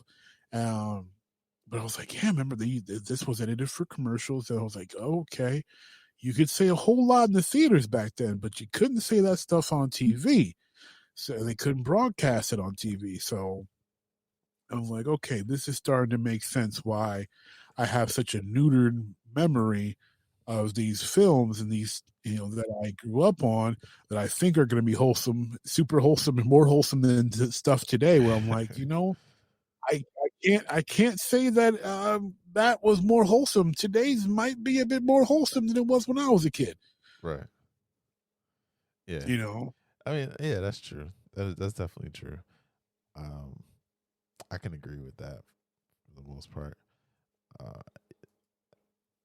But yeah, I think it's also just too, like we're so the things that were politically correct back then have definitely changed now. Yeah. And so it's like some of the stuff we're like, wait, I can't believe they let that fly, because it was, you know, back then it was no big deal. But now it's like cancel culture is like, how dare you say that?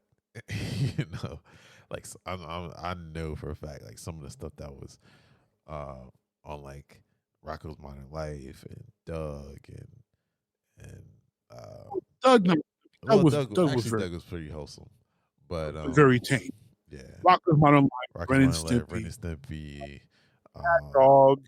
Yeah, all that stuff was just like, what? Johnny Bravo would not fly today. Like, that is not at all. King of misogyny. I mean, I thought it was great. Like, to me, like that was the point. He was a big jerk. The women beat him up for being a complete misogynistic jerk. Like, I thought it was beautiful because of that. But even so, even though the women he gets his comeuppance every episode, it still wouldn't fly. People are like, well, you know, they still don't want to hear it. Right. Like, and I get it. You know, it's a lot of it rubs it in the face pretty hard. You know. Yeah. But yeah, but I mean I understand. I'm not happy about it, but I kind of understand why they chose to not go with the pilot,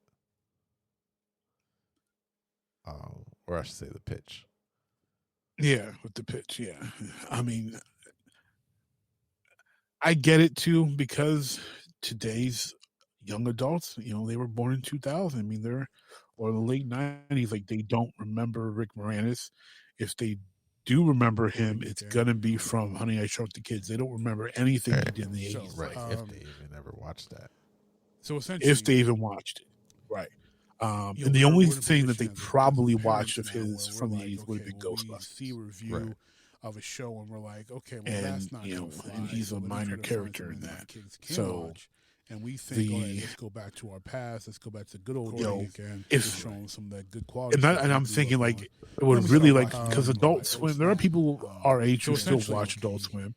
That's actually worse. And it's a good number, but definitely this newer stuff that's on Adult Swim is definitely geared towards the young adult crew compared to the and we think, all right, let's go back to I mean, we're not middle aged, but we're between young adult and middle age. A lot of stuff. Yeah, the tweeners, you know, the seasoned adults, you know, the 30s crew, like I think we're watching Adult Swim classics. We're watching first time we're watching. I saw Back to the Future was on regular TV. We're watching Robot Chicken. We're watching classics, Filtered lens, if you will. Yeah, we have a filtered memory for newer television. stuff. When we So go this stuff, I hadn't even heard a of. lot of stuff was edited out for television. What? So there were a lot of When did buys that- that we saw for the first time as kids. What? This is this. In the 80s and 90s. What is this is not my Adult Swim. What kind of Adult So Swim? we have a Like- in theater. real. We didn't see it in theater. We for the had first real time. Adult And Swim. We a had filter. that Yeah, we have a filtered memory. We had that Harvey So when we Birdman, go, we Attorney buy at that Law, and movie, we had and go and we buy the Lucy movies and Daughters, we Devil, buy and Frisky those Dingo, Spaceballs, and Yeah. Aqua we Teen buy Hunger back in Force, register, and all the that buy good big, stuff. We had as a kid. we had put in 2021. that theatrical, which I still stuff love. I we love this didn't movie. see in theater. So because we didn't see it in theater the very first time, and by the time we saw the theatrical, Yeah, that was great. we were preteens or teenagers, and then I think back on the how Brack I watched show, it, kind of man, filled that- gaps that in memory. Adult Swim. But since we were older, you know, it didn't register They got that this newfangled stuff. we I missed it don't as a even kid. know. And so then as adults, I mean, some Right. of the remember this Yeah. much cussing in this movie, or they taped, and then it's, you know, and then on this other thing they taped. That I started. I was thinking, I was racking my brain. I don't know if you heard about that. Remember The all Venture this Brothers was was canceled. canceled. Feature. I don't remember all this. And that to me is And still I a can think back on how I watched it, and I'm like, yeah, and that's a my new parents taped it. Adult Swim show for me. I'm like, hold up, You know, they taped it off and regular but that's been TV. around for a while. That's why. So Yeah. you know, Yeah, and that's I'm been like, since, okay. uh, or they taped something, you know, and then Around this since other thing 03. they taped, you know, during the free Disney weekend. 2003, the Venture Brothers has They been just on. popped taping the tape stuff that I think are going to be wholesome. That long. Super wholesome, more wholesome than this stuff today. Where I'm like, you know, You I see a whole lot in the theaters. So like, I get it. Stuff on TV Might be a bit if more they're wholesome in than broadcast. that. Kids aren't even watching Venture Brothers anymore. Right. I'm like, okay, this is starting to make Yeah. sense. Why? I mean, yeah, that's I had true. such a That's definitely true. memory Bro, coming to, and that's I can kind of like agree when with I that. stopped, you know, Most watching that I think are going to be wholesome. Adult super Swim for a wholesome, while more because wholesome yeah, I than think stuff it's today where I'm like, also just too like we I can't we're say so that was more I was wholesome. 21, Today's 22 might years be a bit old, more and wholesome things that than were it was when I was a politically kid. correct Yeah, back like then 22. have definitely changed. my now. favorites were all gone pretty much. And There was so a it's couple like shows some of I the stuff we're liked, like, but wait, I can't believe they the let Venture that Brothers fly because shows, you know, it that was, coming on moral. you know, back Oral, then it was no you big know, deal. some of the new But now it's class like of- cancel culture is like, how dare you say that? Yeah, the You know? new Adult Like, Swim I'm- shows I'm- coming I on. know was for a like, fact, yeah, like, I'm some of not the stuff feeling that these was, much. on like you know, I Rocco's started to Modern drop off. Life Very and true. Doug. Now those and- are dropping off. So and, definitely makes sense that Doug was very well, you Doug, know, actually, Doug was pretty Doug was wholesome. very 90s But, star Rocco's Modern yeah, Life, focus show. Rocco's Modern Life, Ren and That, Stimpy. especially a guy who disappeared. Like if he had stayed Yeah, all that stuff was in the just spotlight, like, Johnny what? Bravo would not or fly just today. stayed not even in the That spotlight. is- If he had stayed Not at all. King of misogyny. in I mean, people's I thought it was you know, great. Like, to me, minds, like, like that was every the once in a point. while, He Rick was- would he pop was a up. big Well, jerk. Doug It was not different different because because you know Doug Mike was Tyson very had you know his Doug was mystery very show tame, and Mike. but Rocco's Modern Life, Ren and 90 star, but he Stimpy, has stayed even relevant. Cat you know, in Dog, pop you know, culture he throughout gets his time. comeuppance every Yeah. episode. So He having still Johnny wouldn't about Johnny him, Bravo would he not still fly don't hear today. people Like, catch on. that you know. is like there that are is kids who King of I remember misogyny. watching I mean, I something thought it was on the great. Like, React to me, like that was the point. Oh, It was it was a gaming video on the React channel where they had beat him teenagers up playing for Nintendo games, being a and they were complete playing Mike misogynist. Tyson's But, Punch-Out!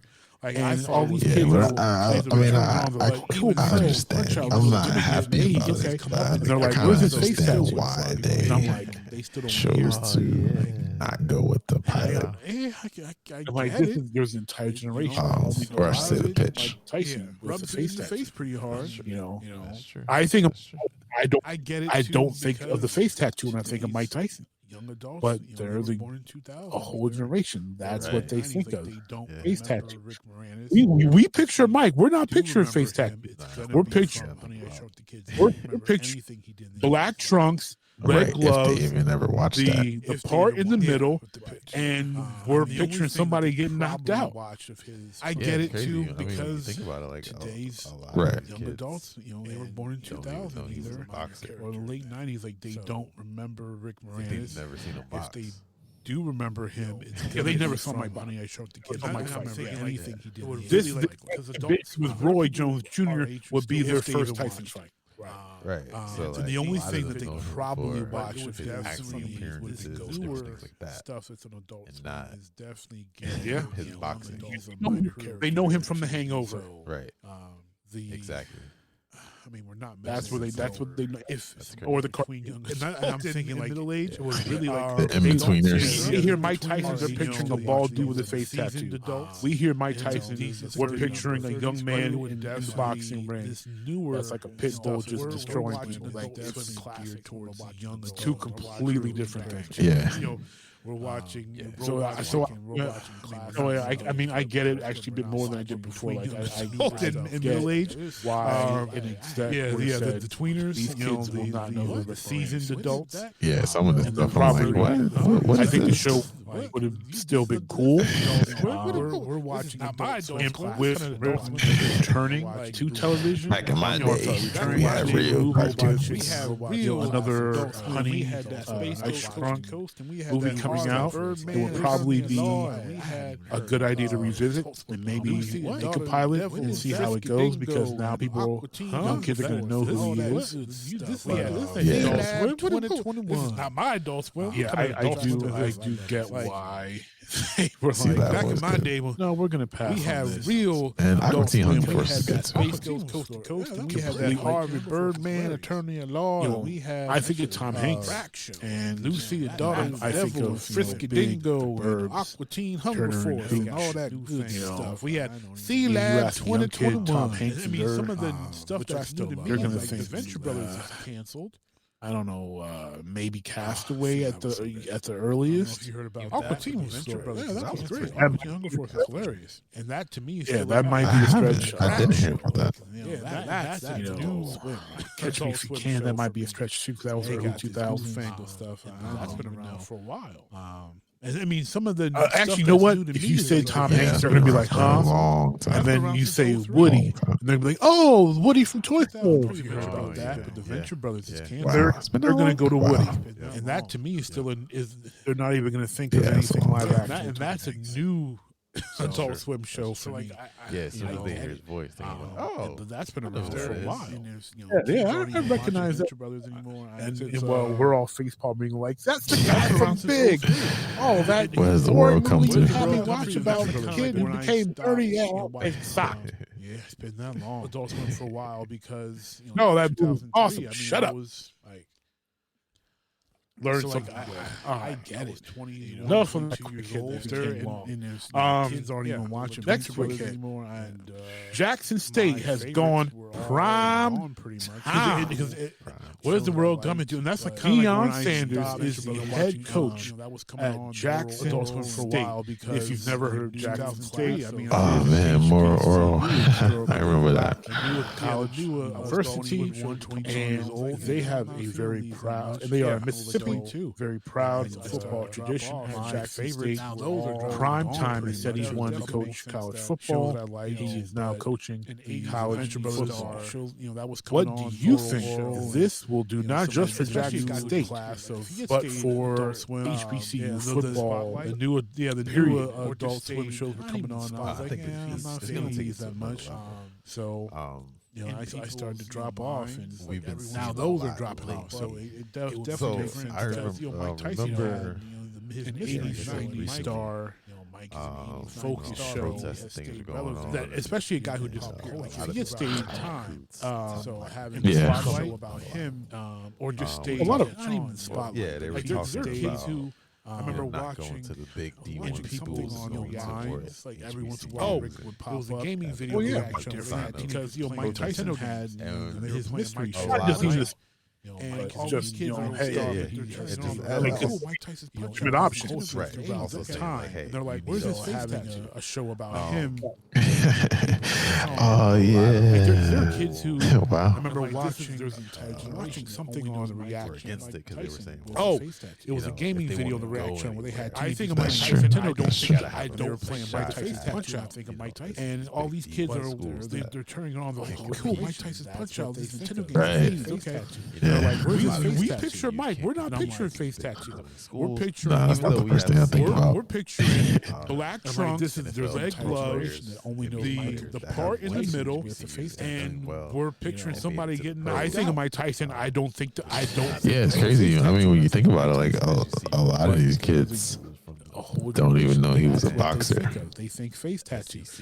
We picture Mike. We're not picturing Never seen him face box. tattoos. We're picturing black trunks, red gloves, the part in the middle. And we're picturing So somebody like a getting lot of them knocked know out. him for his acting appearances and different things like that, and not Yeah. So it's They his know boxing. him. They know him from The Hangover. Yo, I got to see what kind of talent he's bringing in. Exactly. I got to see That's what what they. you That's know, what they know. Yeah, they never saw the cartoon. They never saw Mike That's Tyson. crazy. Safeties right off the bat. This exhibition with Roy Jones would be their first. We going with Prime. We hear You know Mike what I'm saying? Tyson. So We're right off the picturing bat, a I'm young looking at man like, in yo, the I need boxing a safety, ring. I need a That's cornerback, like I a pit need, bull just you destroying know, people. Like it's. I'm looking, Yeah. I'm going there. They Right. know him. They know him from The Hangover. Hey, they getting So coached by so the best. Wow. that's what they get it. So- Or the cartoon. Yeah, I think- get. I think Why it's just they big. I think they go hear around. Mike Tyson, they're He's picturing a it's bald not dude with a exposure face for tattoo. anybody that We they hear compete Mike with. Tyson, we're picturing a young man Yeah. show with a boxing ring, Now still be everybody cool. that- It's like a that they pit bull compete just with, destroying all the people. other Like HBCUs it's that they with play Rick against, Moranis it's two returning completely to different television. now. It's like, Or yo, sorry, who's that returning kid? to I didn't come to watch them, but you know how so I get it. Actually, yeah, more you than I play did ball. before. Like I coming out, get it would probably be like, an I used a to good love when idea big to name revisit. players These came kids in will not know who Italian, pilots and I'm and like, see oh, how I it get my goes look because too. they're probably right. Young kids I think the show they ain't come would to see me, but they still gonna be see me cool. today. Right. He needed that. And with They may have came to him. They gonna walk away talking about me. Right. Two of the So movies with Yeah, I think it's another big. I Honey, think it's a big I movie. I Shrunk think it'll movie coming out. also It would probably other be former player a coaches. good idea to Tom revisit Hanks, and maybe make a I pilot think and see how former it goes players that because looking now into people, coaching young kids are going to might know also who he is. consider it You know, now, but you know, depending on his you ask a success. young kid, Tom Hanks, and they're Maybe like, you know what, maybe I'll go back to my get alma mater, why, especially the ones that we're were like, that graduated from no, the we're going to pass HBCUs on and this. went to went on to the NFL. Even that might be a stretch because I was pretty young with Castaway. Yeah, that might be Tom Hanks. Of course, still love the game. And maybe I maybe think I'll go back of, to my big HBCU verbs, that might be a stretch. Turner and Hooch, that'd you be know. big, and then You ask a they'll young be kid more or Tom less, Hanks and they're you know, actually, you know what? on the main If you say stage. Tom Hanks, they're gonna be like, huh? probably And more then so you than, say Woody. maybe They're one gonna be of like, the, oh, you know, Woody from Toy Story. Ohio States and Oh yeah, yeah. That yeah. might be a stretch. Yep. I don't Might be a Yeah. stretch. I Not don't even know think about of that. anything live action. At least not yet, but I definitely. mean, I'm talking That's true. That's not going to be right away. Yeah, as soon as they hear his voice, they're gonna be like, "Oh, I know who that is." Yeah, I Players recognize going- that. And you know what? If you say Tom World Hanks, they're gonna be War like, II. huh? That's the And guy then from you the say Big. Woody. Oh, They're that's like, oh, Woody Woody from from Toy Story. Watch about the kid who became And you start 30. seeing Wait, that they're talent gonna go to Woody. Well, because it's a shock. It's No, a that shame movie's and a awesome. shock. Shut up, Tom Hanks. Because So, Deion's made it learn known something for today. years that he All wanted right. to coach college. Enough And of the that fact kid that that became Florida State, his Yeah, alma yeah, mater, I recognize that didn't guy. give him a look And at all. Jackson Well, they've State, had so like, much that's going the for guy him. from Big. This is ridiculous boring because movie his you name had alone about would bring the kid who Deion became Sanders. 30, So yeah, that head head coach, coach. the fact that Jackson, traditional, If you've you know, never no, that programs movie's are like, awesome. shut up. Passing on, HBCU, an NFL great, learn something arguably the today. best Steve back, Enough of that. at least the best cornerback arguably in history. They are Mississippi. That's quick. says a lot. Proud So the Jackson fact that State Jackson has State gone prime has time and one said, thing. You know they're paying him because Deion don't do nothing for Deion free. Sanders is So the head they're coach paying him. at And Jackson he's State. going to bring Never he heard brings Jackson instant State is additional for credibility to the HBCU program. football. college, and like you said, it's going to bring national attention. I think it's going to take it to another level. Help HBCUs in that conference, and we've been seeing a lot lately.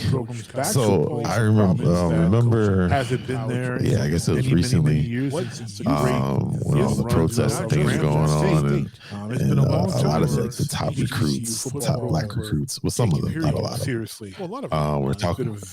Yeah, they were talking about not going to the big D1 schools and going to more HBCUs and as a sign of protesting. And a lot of just hey, and just also options because that was right. Also saying like, hey, you need us, we need you. A lot of them, the coach, and a lot of people we've got were against it because they were saying, well, coach, if they want to go anywhere, they gotta have a shot at these big D1 schools that like to say, hey, these are legitimate options. As and a lot of the HBCUs can't compete with these big D1 schools, even though we have seen NFL pro players, NBA players that have went to HBCUs and done well and made it to the pros. It's not as often and you got a back as you see from the bigger D1 schools, from the the Big Ten and the a good quarterback SEC and all that. So I think this is a big win for Jack State and for HBCUs in general, because now it's like they're going to get a lot of looks, of course, from NFL. The whole entire just by the simple fact that he's there. The defensive backs. So then you've got your defensive coaching guys like, I got to see what kind of talent he's bringing in. And then I got to see what being coached. I'm looking at cornerbacks. I'm looking at safeties right off the bat. We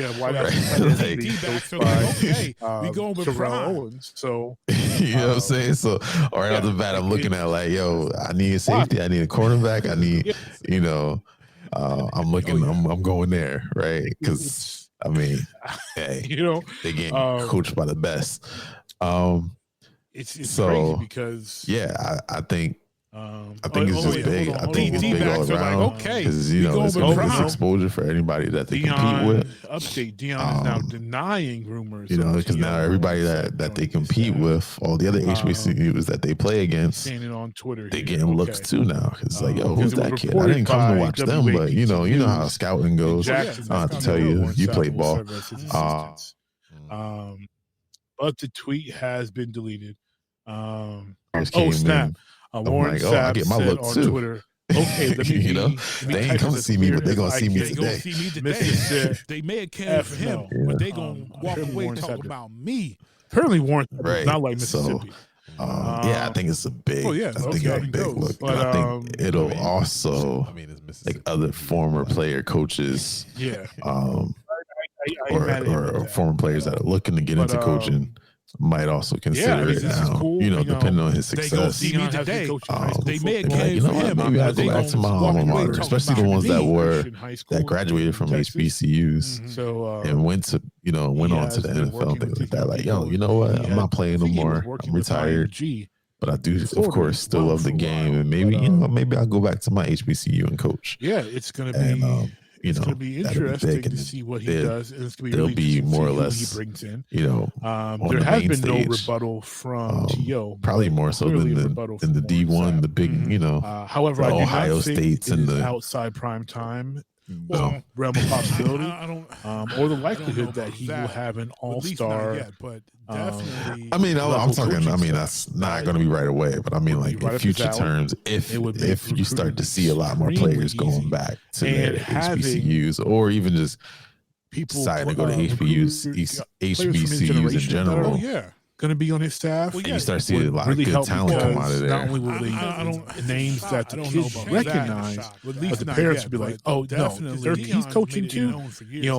They'll be excited to meet that player. Like, "Oh, you're getting coached by." Let's say Tim Brown is on the staff, or turmoil. Jason Taylor, because his you know, name like alone he gets will bring some people guys that it's like, dude, Well, yeah, I watched this guy play. that- You're gonna because you're gonna it's learn a shot, fundamentals and stuff. And plus, Right. Because Deion, one thing that can't be overlooked in playing for Deion and the fact that is you're gonna have State, fun. his alma mater, didn't give not him a appropriate. look at all Not when they've had been so much fun coach environments. turmoil. Deion wants to play the game. He loves the game. And he wants to have a ton of fun. So Right. I think that's going to also help him sway some really big program 5-star, 4-star, upper level 3-star recruits. Because they know arguably the not best only are they going to be playing for a star, they're going to have fun playing for the star. history.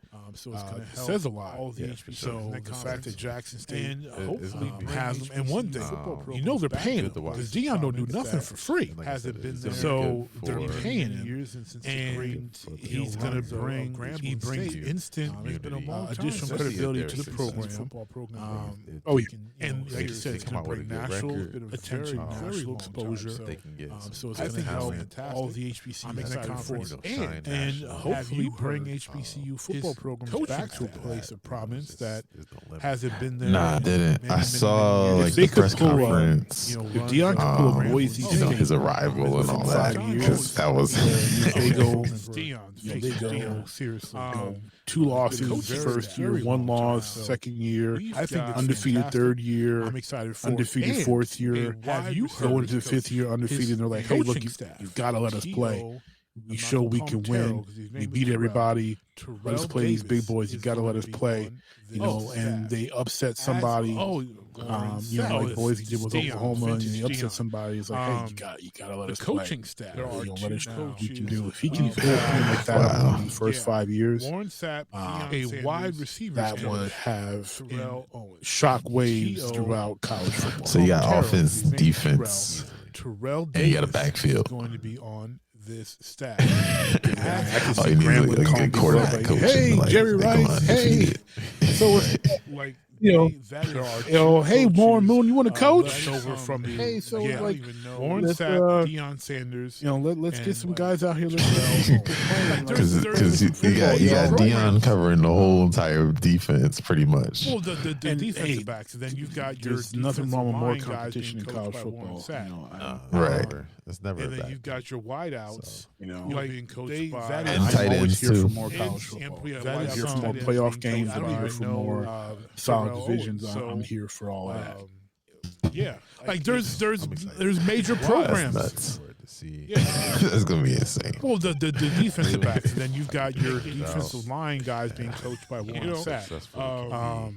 And then you've got your wideouts Like I said, being coached by wideouts and tight ends being coached by Terrell Owens. So Deion update. Yeah, Deion is now denying rumors. It's wild. Entire players, former players. Yeah, coming it's and even maybe even some saying it on coaches. Twitter, It's because it was reported by WAP this could be every News. Yeah, when some Jackson, coaches, it's you know, crazy we've because seen it before. Some coaches step down and they go.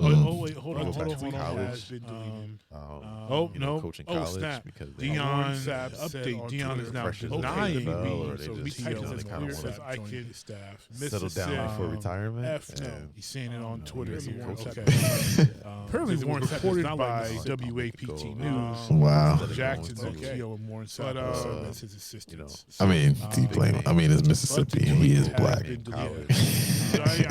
Oh, snap.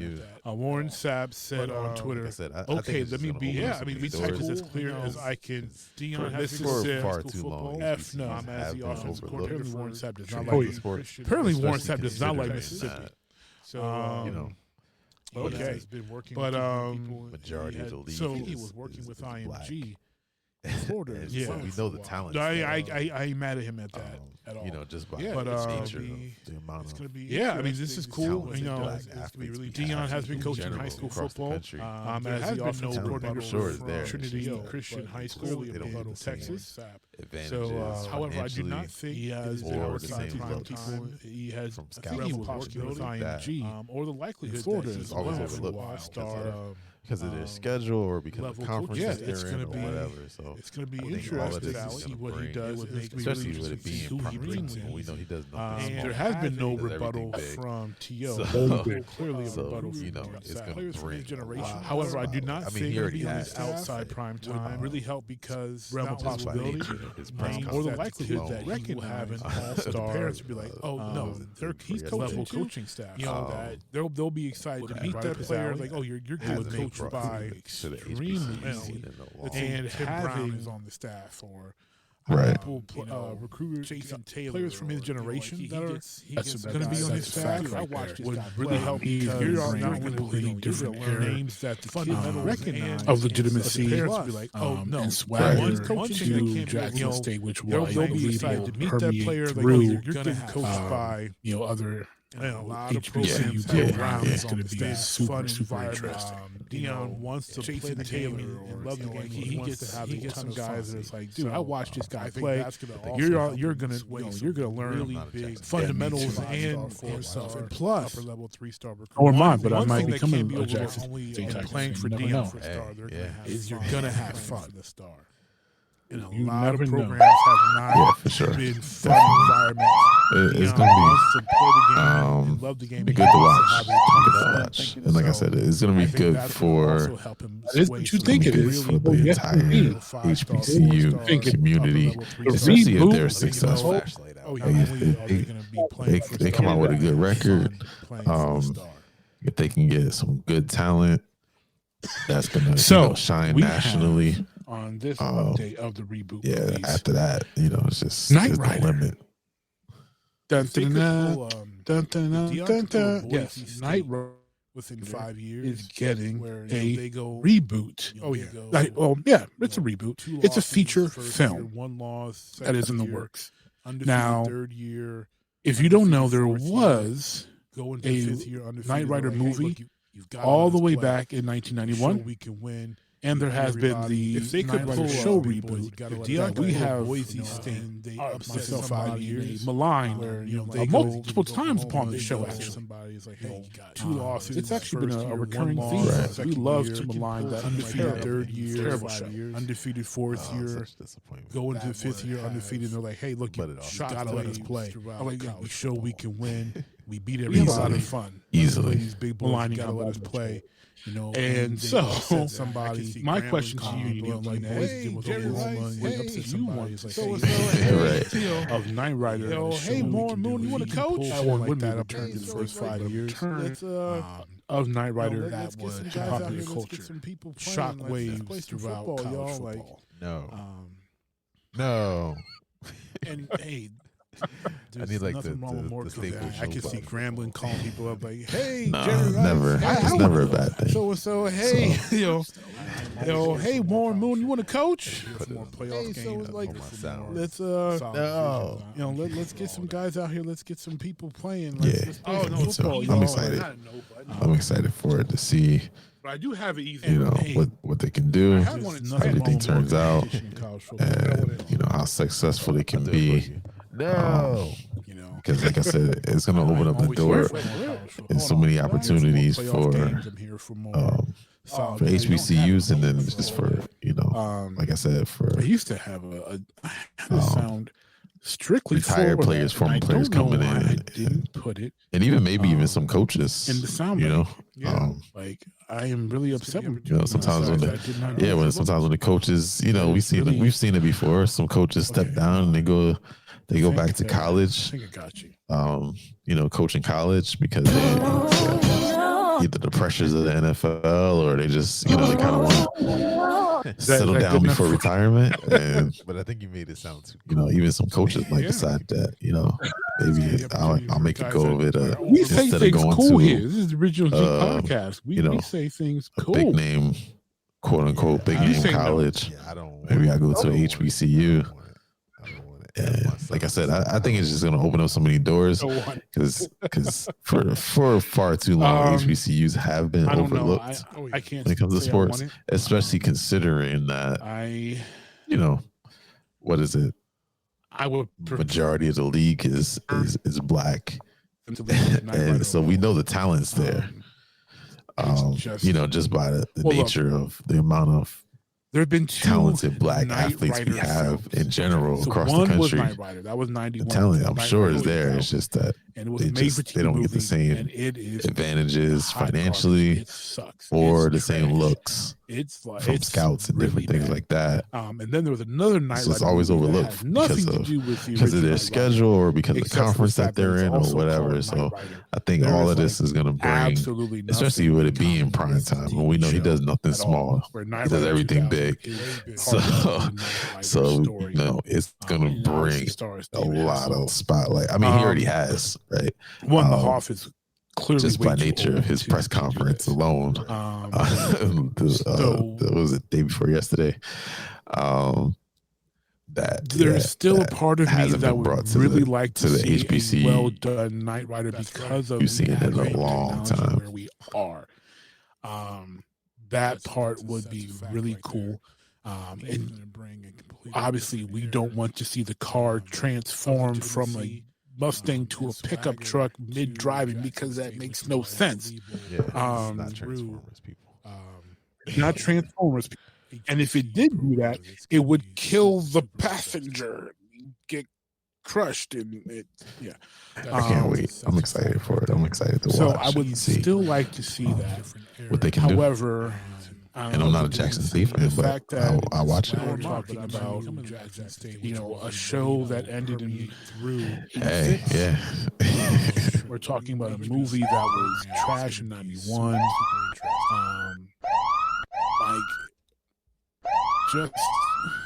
Is that what I think it is? Legend of Knight Rider is the safest bet. Yes, indeed. Probably all the read nor mine, but I might be. Let me get my just let it be what it is. And if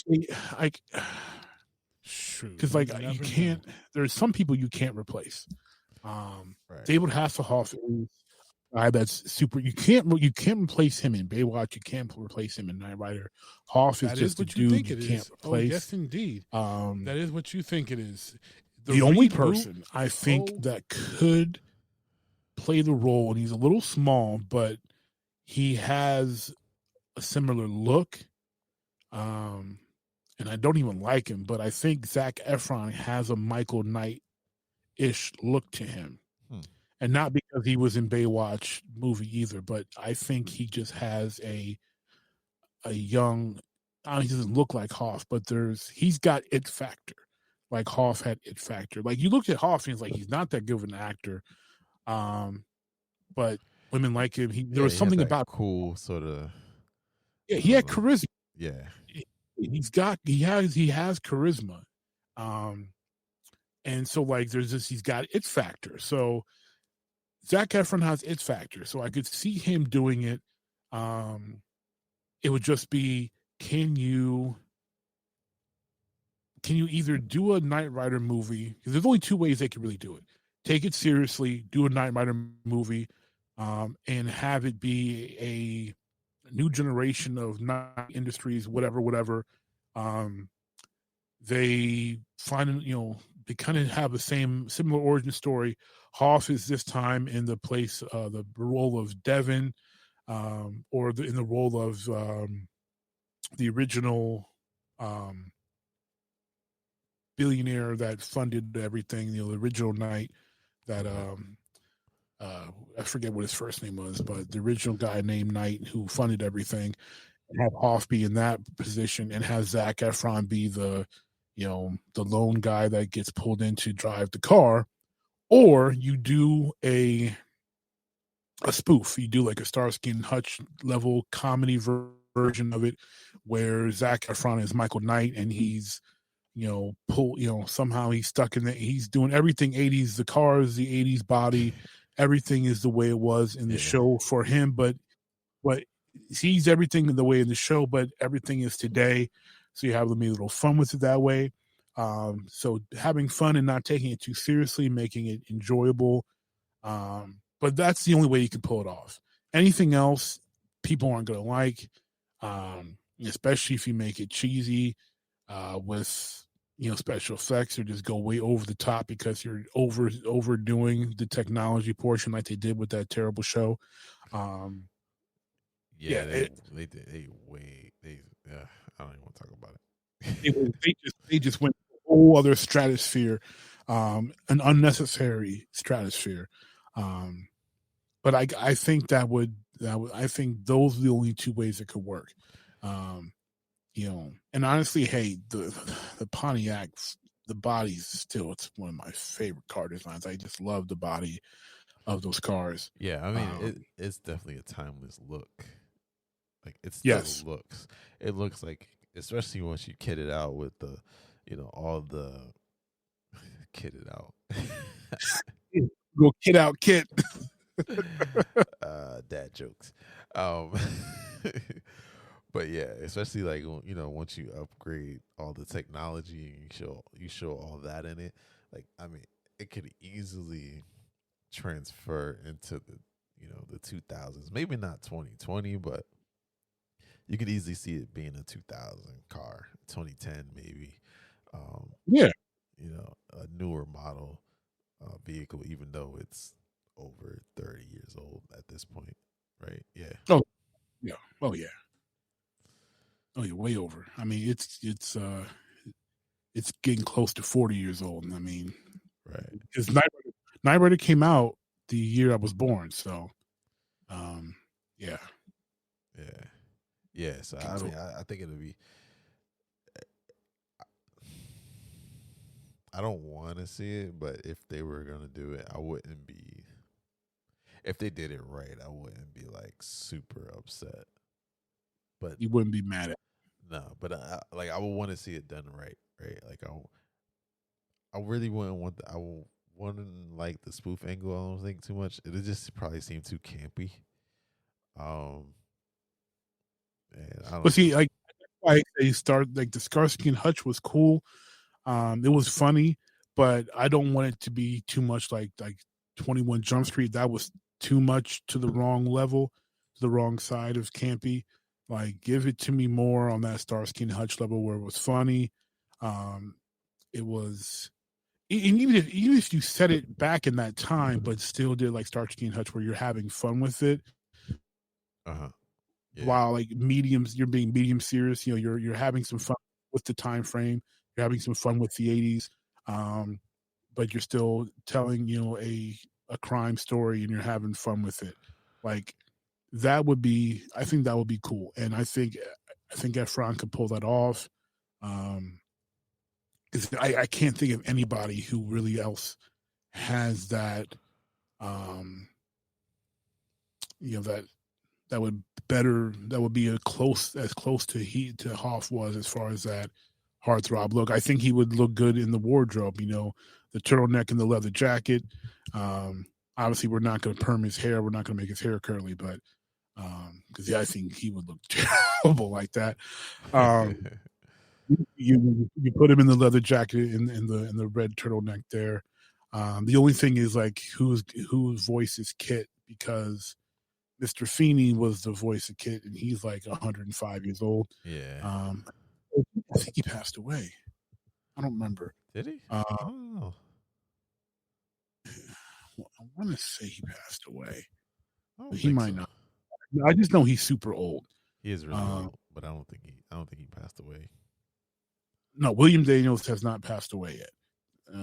But he is 93. So, jeez. Yeah.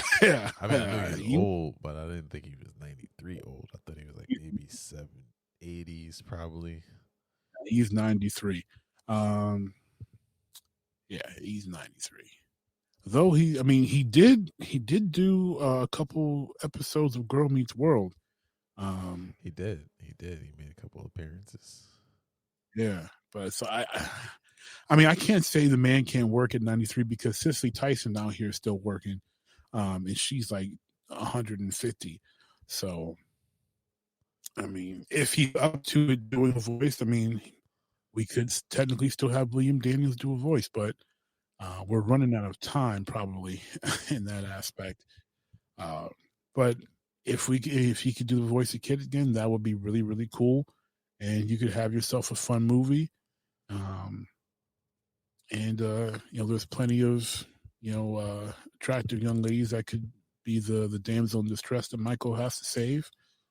Yeah, you could definitely do it the way they did Starsky and Hutch. Set it in the 80s, had fun with it, and just tell a fun story.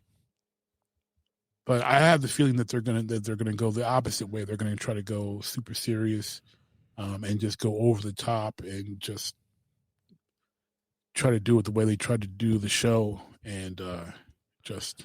Yeah, I don't think they need to go super serious. I think you got to find a good balance, but like I said, it's also got to be like you just got to do it right. You can't it can't be the over the top like they did with the TV show. Yeah, it's just ridiculous. Like just make it, like I think that was the appeal of the original. What part of the appeal anyway was like, it was sort of like, yo, this actually is possible. It was futuristic, but it wasn't that far in the future that it was like, yo, this is actually possible. Like this could work, yeah, we could picture it like it wasn't real, but we could picture it being real. Yeah, yeah. I mean, we're kind of there. I mean, I think with like when you look at like the Tesla, right? Like the cars drive themselves, they park themselves these days now. Yeah, we got cars with AI. It's not snippy AI, but we got cars with AI. Yeah. So yeah, I mean, they don't got missiles on them and stuff yet, but cats in Detroit doing leaps over bridges in their cars. Like, we've got a whole bunch of that going on.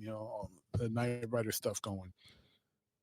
Like, yeah, it's not that far. So yeah, I mean, I think it'll be good. It'll be good if they do it right. The problem is, I don't know if they can do it right. Well, so here's who's doing it. So Spyglass Media Group is teaming with Atomic Monsters, James Wan and Michael Clear to develop the film. And then TJ Fixman, who is a former video game writer, he's going to be adapting the screenplay. Fixman wrote and developed Ratchet and Clank as well as Resistance Fall of Man. So, okay, two good games. Two good games with two good stories. Maybe you can pull it off. Maybe they can pull it off. And Fixman has also wrote several screenplays that he has sold to Universal Pictures, MGM. He sold a screenplay called Men Who Killed to Fox. That's being produced by Greg Berlanti and starring Michael B. Jordan. And looks like he sold a couple other. Oh, looks like he pitched recently to STX and Village Roadshow. So I mean, he's not a slouch. So there's definitely some talent working on this. And what's also cool is that gives me some hope is that plot details are being kept under wraps. So when they're a little too loose with details, I get very concerned about quality.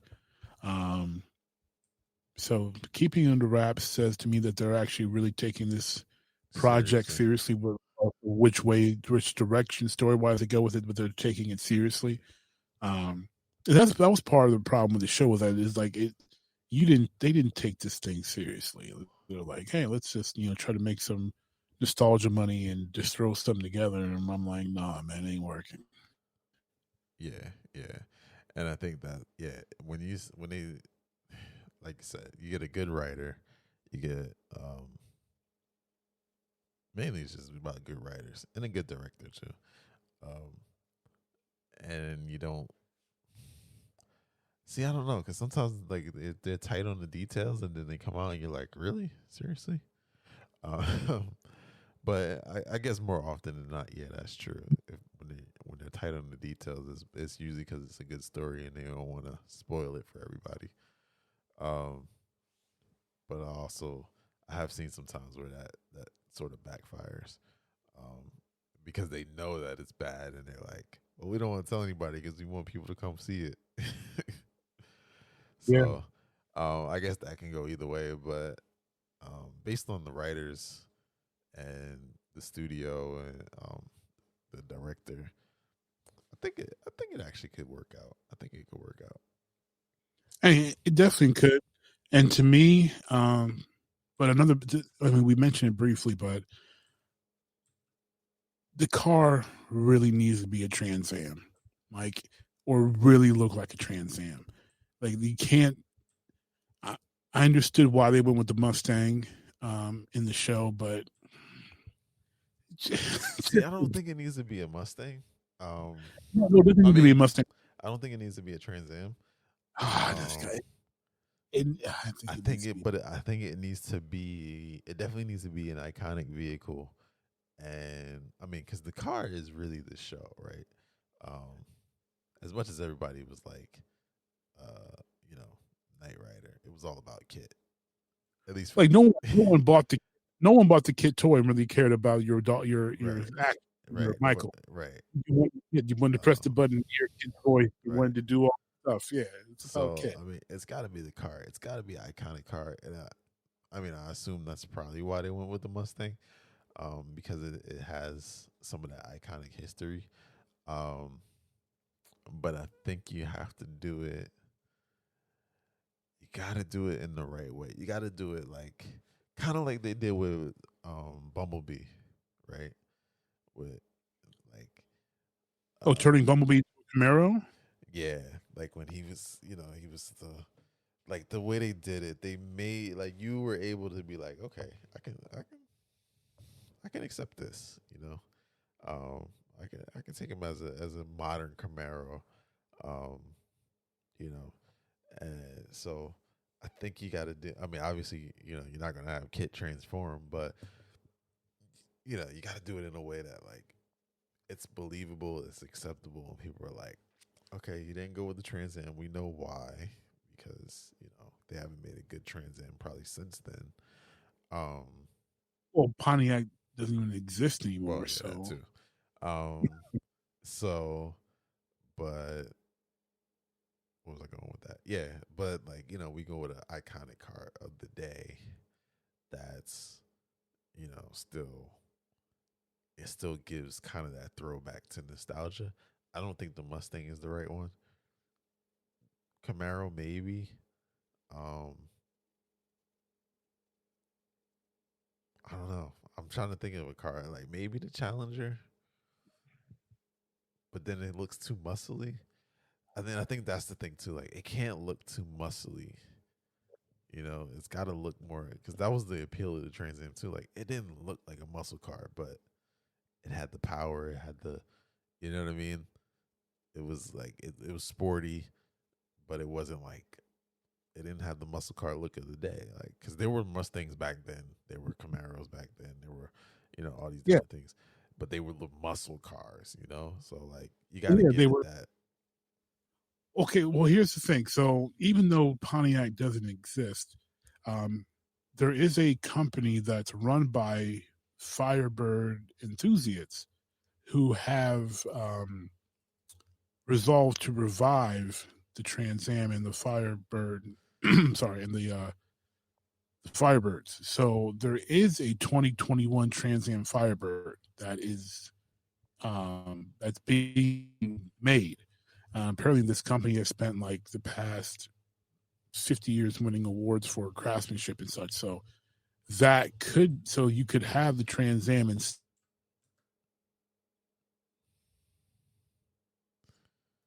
and you get that newness, but you still keep the Trans Am, that design, that feel in there, because they oh yeah, I see. They were talking about doing a new Smoking the Bandit, and they made 77 of the Smoking the Bandit version, and Burt Reynolds endorsed it himself.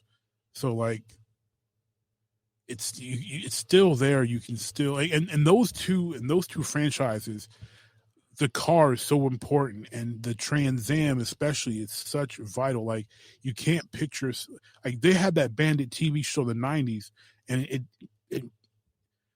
it's without that car, without that iconic car, it's just not the same, and you don't get that same vibe. It doesn't have to be the same. It doesn't have to be the 1977, Pontiac Firebird. It doesn't have to be the 1982 Trans Am.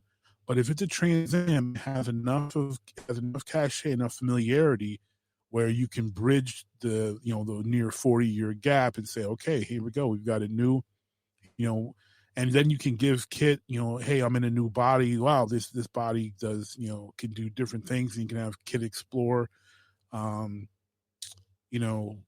change, especially if you just have it go like if Kit was vaulted, for 40 years, and they're like, hey, we're bringing back, our style of anti-establishment, work, and Kit, you're gonna be, and Kit's like, all right, cool, let's get back to work, and he thinks he's gonna be in his old body, and then he's like, he turns himself on. He's like, hold up, what's this? What's this engine?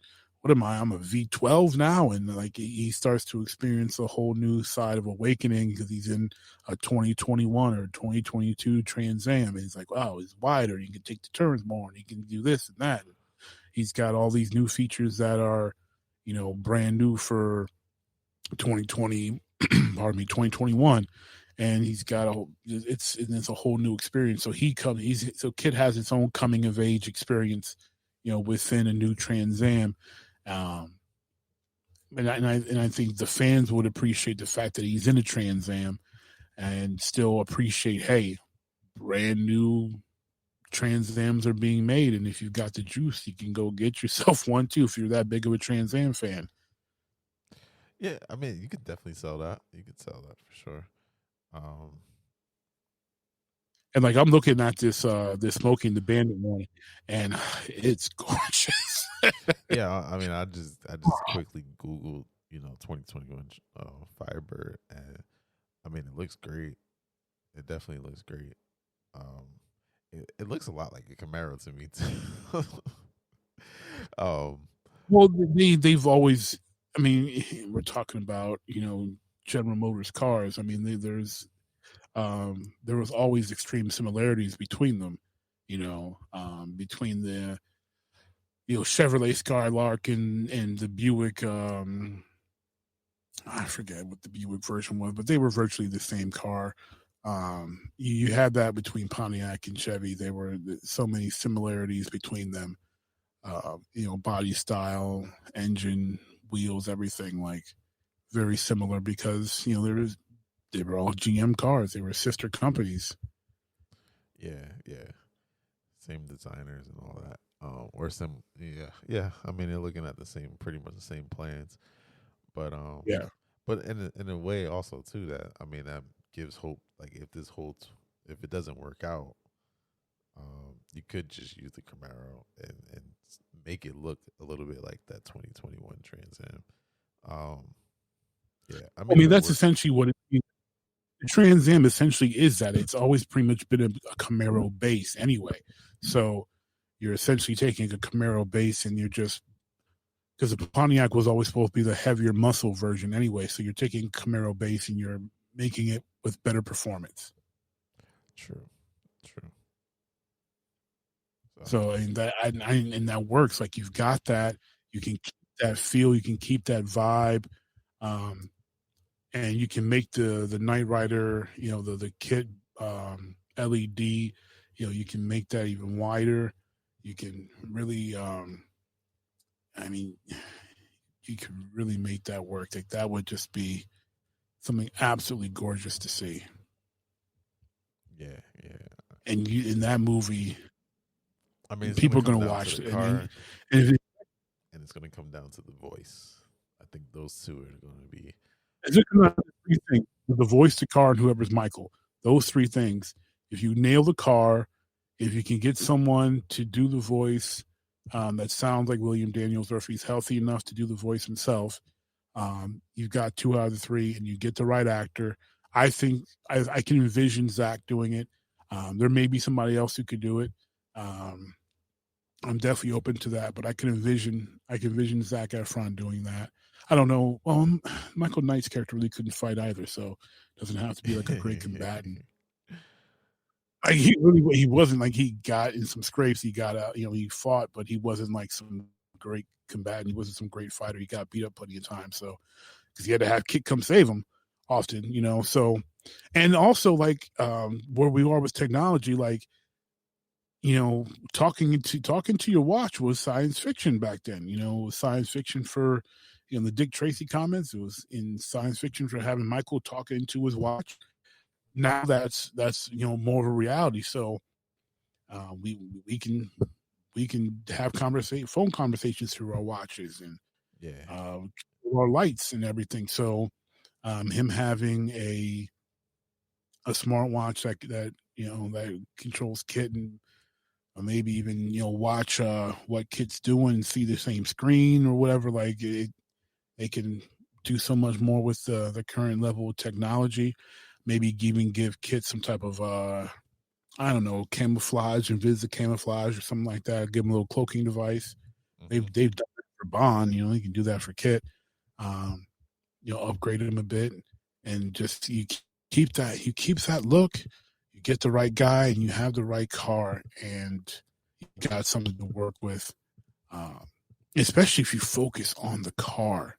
Right. Like I think if the first teaser trailer was nothing but blackness and like the headlights come on and like the lights slowly come. It starts at the top, starts at the front and just slowly shows more and more and more and more of Kit.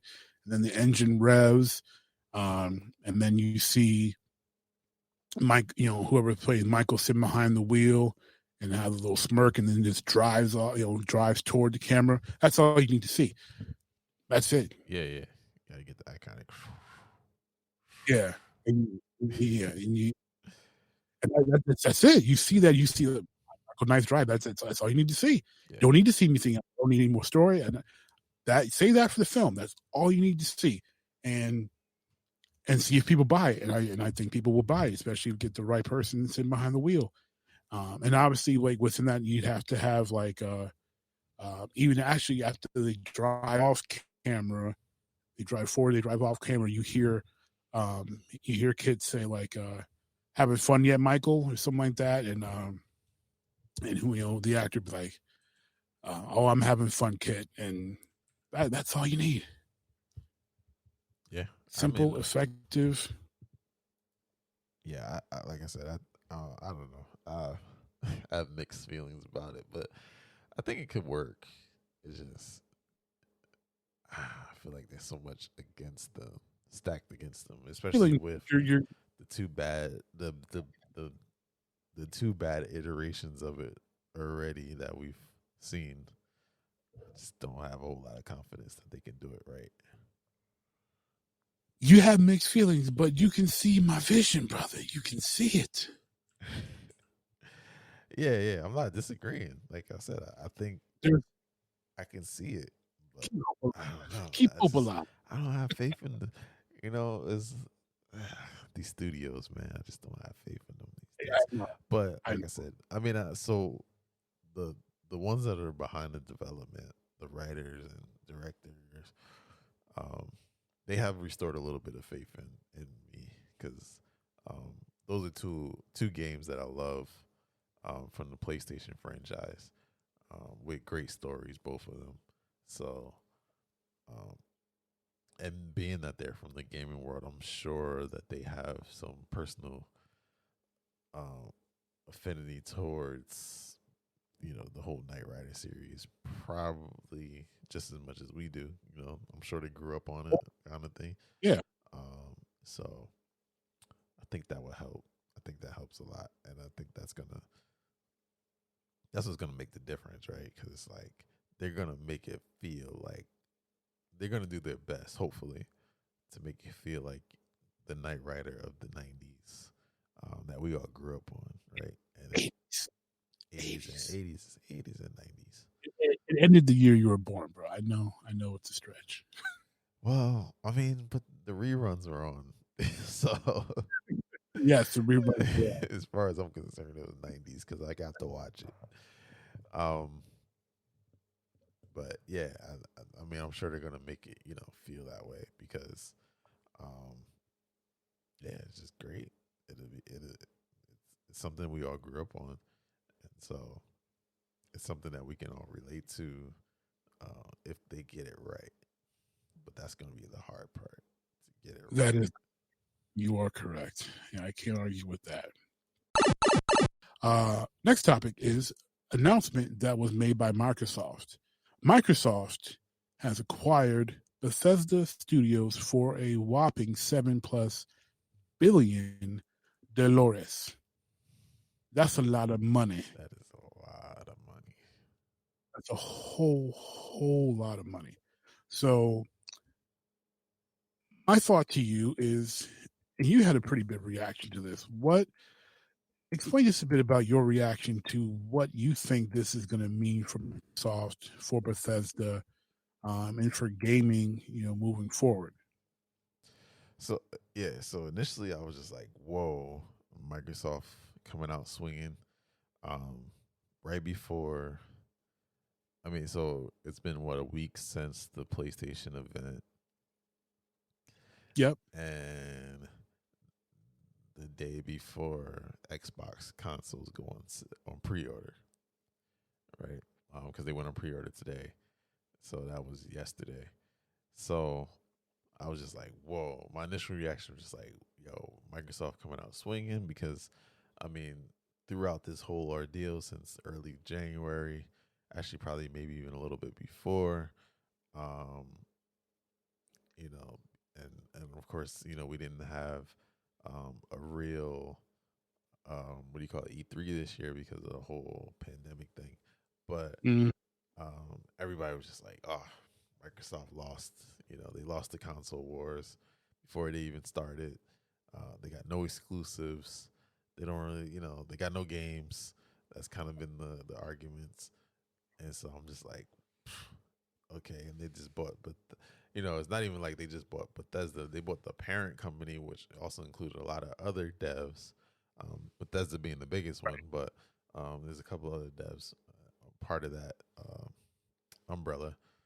And I'm looking at the games, and I'm like, Fallout, Elder Scrolls, Doom was part of that, right? I think Doom was part of that.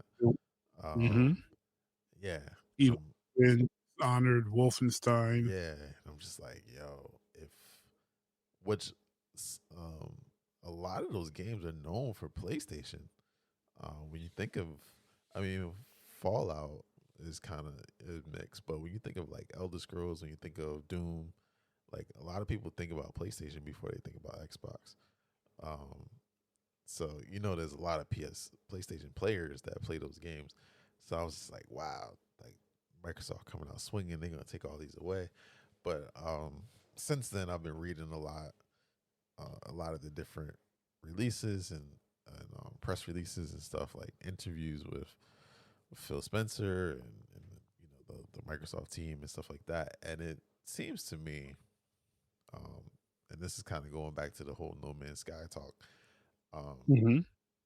it seems to me that Microsoft is really starting to lean towards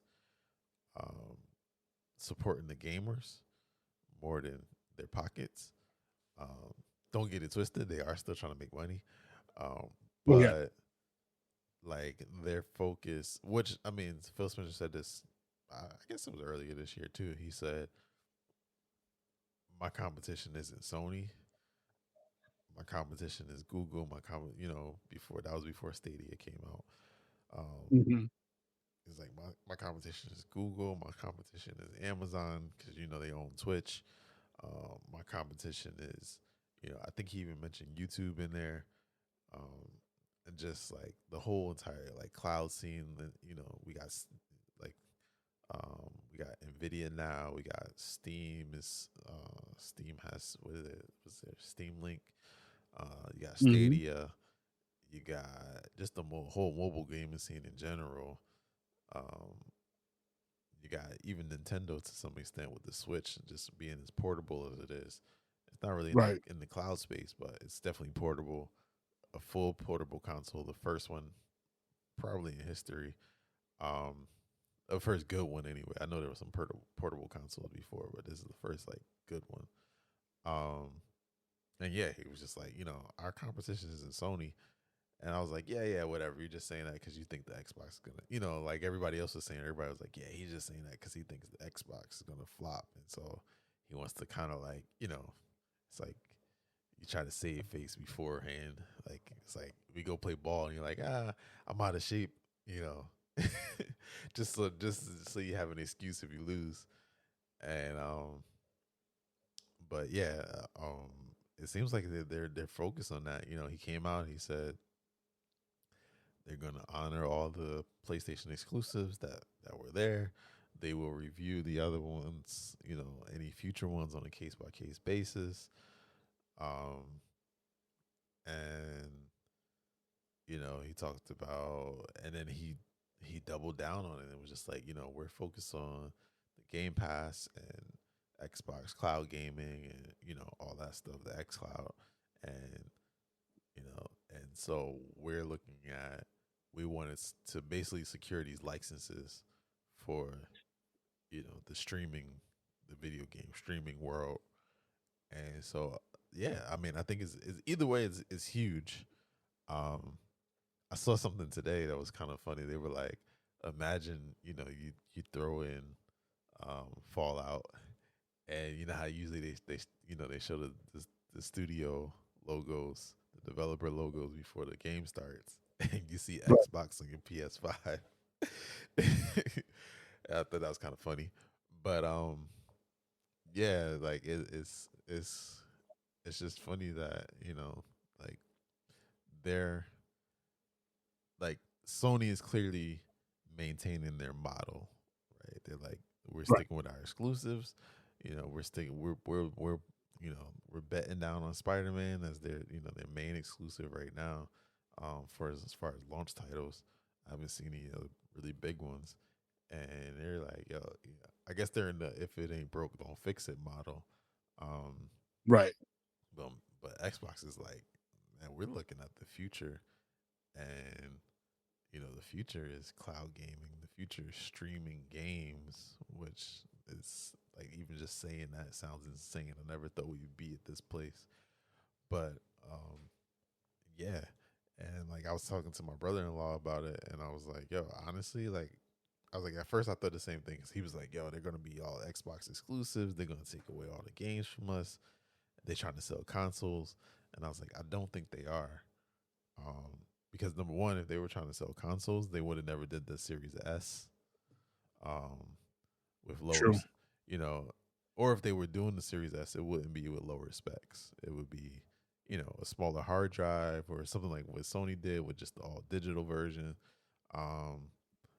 They're really just like, listen, we want to get a next gen console in your hands that's better than the one that you have, so you can stream games.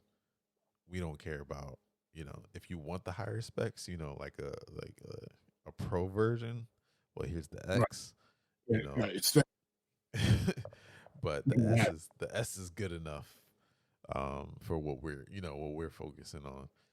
And then on top of that, like I was telling him, I was like, when you think about it, you make infinitely more money, infinitely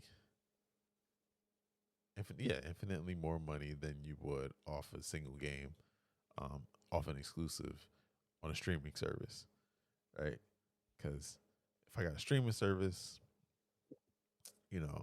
in the beginning, yeah, you're probably gonna binge stream a bunch of different games, but after a while, you're gonna stream one or two here and there. You're like, I'm not gonna stream that one until I finish this one or whatever. Whereas on an exclusive, you're gonna buy it. Some people are gonna buy it. Some people are gonna wait till it goes on sale. Some people might not buy it at all, and so you're gonna get whatever sales you get from it, and that'll be it. But with a streaming service, you're getting monthly, payments. You're just bringing in money monthly, and you might not even stream any games this month, and you just paid for it the same way we do with like TV, and movies. There's times where I might go a whole month where I don't open up Netflix, but I paid the $11.99 or whatever it is now, for the month. And so I was like, I gotta say they're really thinking ahead. And I mean, I'm not a fanboy either, but I definitely lean more towards the PlayStation. Um, I like the Xbox for certain things. I mean, we had this conversation before. Of course. But yeah, I don't know, man. I think in a console war, the PS5 is probably still gonna win the console war, but the gaming war is on a different platform altogether. And like, the one advantage Microsoft has always had, they've always had better servers than Sony. And so if they can maximize on that with their cloud gaming, which some people have already said like it's amazing. I haven't tried it yet, but because it's not for iOS yet. But like the people that I've talked to that were like, yo, on a Note 20, like it's like amazing. It's like playing on a console. You can link up your controller. They got an Xbox controller you can link up to, via Bluetooth. Yep. And it's like they're like, yo, it's just like amazing, even on like 4G or 5G or whatever. They're like, it's just like playing on a console, just a smaller screen. I'm like, yo, that's another level of gaming that just people haven't even, we thought the Switch was a game changer. This is like, this is, which it was. I'm not saying it wasn't, but this is taking that to another level. Like, well, it's interesting because like a lot of people went gaga over this. Pardon me. And, my reaction was very just like, oh, okay, that's cool. But the way they seem to be going is, like you said, thinking future and forward with games. They don't seem to be, concerned about exclusives. But even if they were, and that was, the direction they said, hey, you know what? All of Bethesda's games are going to be only on Xbox. And if you want to play Bethesda games, you're going to have to buy an Xbox. It wouldn't make a difference for me because, like, I mean, I think of Bethesda and I know their titles, but they've never been titles that I've played or really cared to play. Like, I think the only Bethesda title that I have really played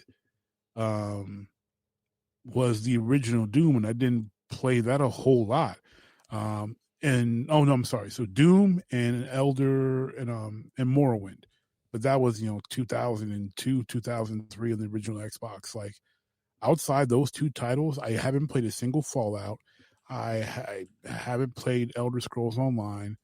I haven't played any of the new Dooms. The last Doom I probably played was Doom 64. I haven't played Wolfenstein in forever. I think I played Return to Castle Wolfenstein, but that was again a long time ago.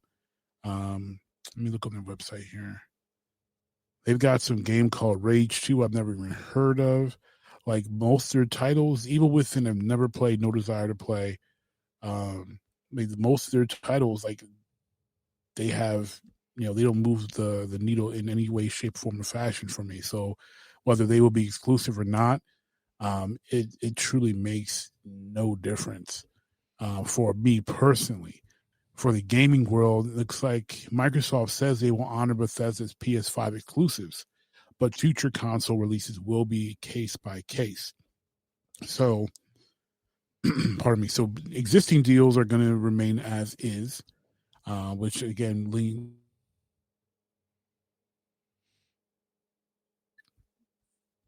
looks like so that means Deathloop is going to be still have some PS5 exclusivity to it. Ghostwire Tokyo, I think it's also going to be exclusive to the PS5. So it looks like to me Microsoft is making just a smart business move by acquiring some developers, and obviously the big one in Bethesda, by buying ZeniMax, and so they're just acquiring better software studios so that they can make some better games that they can, directly make more first party money on. And just like, hey, we're going to continue to put out this hardware, but we're really focusing, like you said, on the future and focusing on software. And but I don't think exclusivity is really their big thing, because they haven't won the exclusivity wars. They don't seem to have a grasp on how to make that work for them as a business model. And so, being so far behind, I don't think it would make sense for them to try to do that. They had some exclusive games in the past, and that wasn't good enough. Like Fable was exclusive, Halo was exclusive, and it still didn't win. Gears of War was exclusive. It still didn't win them the war, didn't win them battles. So, going that way would not be wise for them to focus on. So, acquiring Bethesda, acquiring that library, and making and honoring existing deals makes good business sense. And I think that will eventually, like you said, move the needle as far as, how much they win in the future of gaming, because they're not. I don't think they're going to win console wars. I don't think they're going to win exclusivity wars. If they are going to win a war, they need to focus on, the streaming side of things, and potentially just the getting in, dominating the space of Stadia, trying to take on, and just everything is streaming, and you're not really, storing anything, and you don't have any discs, and you're just streaming everything through servers. Yeah, definitely. Yeah, I'm kind of the opposite. Like Fallout has and still is one of my favorite games. Elder Scrolls is cool. I didn't get like crazy into it, but I have played it. I like it. I know people that like swear by it and are still playing it to this day. Even though I think it's like 5-6 years old was the last one came out. But yeah, Doom. I'm with you. I haven't played Doom since the original, back in the Windows 95 days. And Dishonored was cool. That was fun. I felt like it was way too short, but it was fun to play. But yeah, I like none of these definitely are like none of these are game changers in the sense of exclusivity wars, because they're very like niche games. Like Fallout it's a first person shooter RPG. And like a lot of people can't get into it or have never played it. Like you never even played it. And so like it's not like and then the last one was just so bad that it's not like they're gonna make a ton of money on. Yeah. So when they come out with Fallout 5 or whatever, it's not like they're gonna make a whole lot of money, because the faithful Fallout fans, they'll probably buy it. But a lot of them might feel a little jaded after the 76 failure. I know people have been waiting for Elder Scrolls 6 for a long time, and so I'm sure that is gonna do sales. But again, I think it's one of those things. It's like it's an RPG.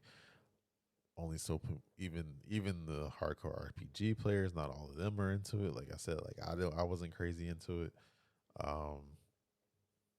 So I mean, it's not like any of these titles are gonna be like, oh, it's not like a Spider-Man, right? Right. Where it just has mass appeal and everybody wants it. They're all kind of in their little, their little niches.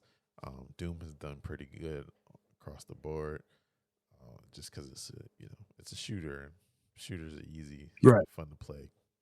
You can quickly pick them up, put them down. You don't have to invest a whole lot of time in them, so I think that'll do as good as it always has done. But yeah, none of them are. And at first, like I said, I thought it was. I was like, oh yeah, this is a game changer. But then, the more I started to think about it, I'm like, but a lot of people don't play a lot of these games. It's a game changer for me if they went exclusive, because I played Fallout 1, 2, 3, 4. You know, I even got a Pip-Boy back there somewhere. With I got the the special edition with the Pip-Boy that you put your phone in and all that. So, yeah, for me it's a big deal if they decided to go exclusive. But for most people, they're like, okay, whatever. But from a catalog standpoint, for game streaming, for providing an avenue for people to get into it who may not have bought the game for $60, right? Like you might decide, like, yo, let me try out Fallout 4 or New Vegas or whatever, whatever your favorite Fallout game is. It's a no-brainer, right? Because then if you can get those people into the game at a low cost, low risk, then you just want to, you want a customer, and then that's how you win console wars. That's how you win gaming wars, right? And I think that's what the goal is with the Game Pass and xCloud is just we get everybody in at a low cost, low risk, especially with the talk of games being $70 now. A lot of people are going to go to Xbox because I can get all these games, and now I'm going to get all the Bethesda games, future Bethesda games, my favorite games, at the low cost of, I don't know what the monthly fee is. I think it's $15 a month, something like that. Yeah. As opposed to you guys that are paying $70 on PlayStation 5. I mean, it's a no-brainer, right? Like, when whatever new games they come out, the ones that aren't exclusive that they didn't honor, or the case-by-case basis ones, right? That's when you easily can get people to bite. If I can get Doom for $15 a month, I might actually play Doom. Part of the reason why I haven't gotten Doom is because I'm like, I don't want to pay $60 for it. I definitely don't want to pay $70 for it. So, right. I think that's where it's a smart move in that sense. Like they got this, they're gaining this massive library, Dishonored and all those games, plus all the future developments, and it's an easy win for a streaming service, right? To say like, look at our, like, that's the thing with streaming services is like they don't even have to be good games. It's just you gotta have a lot of them, because you can just be like, look at our catalog. We got over 600 games for $15, and people are like, what? 600 games for $15? I can play any one I want. I'll take it. and then you get on there and you get locked in, and then you're like, oh, yeah, trash. Right. Yeah. I'm only playing 5 of this 200 or something games, but I'm locked in now. I've been paying the monthly fee for 3 months, and I'm just like, I don't want to cancel because what if the next game is a good one? Right. Right. So, because like I know that like that's the thing with these subscription services. It's so easy to get locked in. I remember I got locked into HBO like that because like we canceled cable, and I was like, got 2 more seasons of Game of Thrones left. All right, let me just get the HBO for $10. And then Game of Thrones ended, and I was like, there's some good movies on here. I guess I'll keep it. Like, I don't feel like canceling it.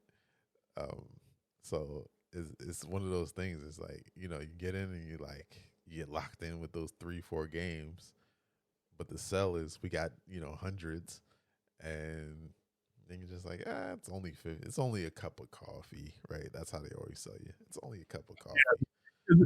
For the price of a cup of coffee a day. Yeah. You two play 600 different video games for Xbox Game Pass. And I think somebody did the woman tell her it's less than her daily Starbucks. Right, exactly.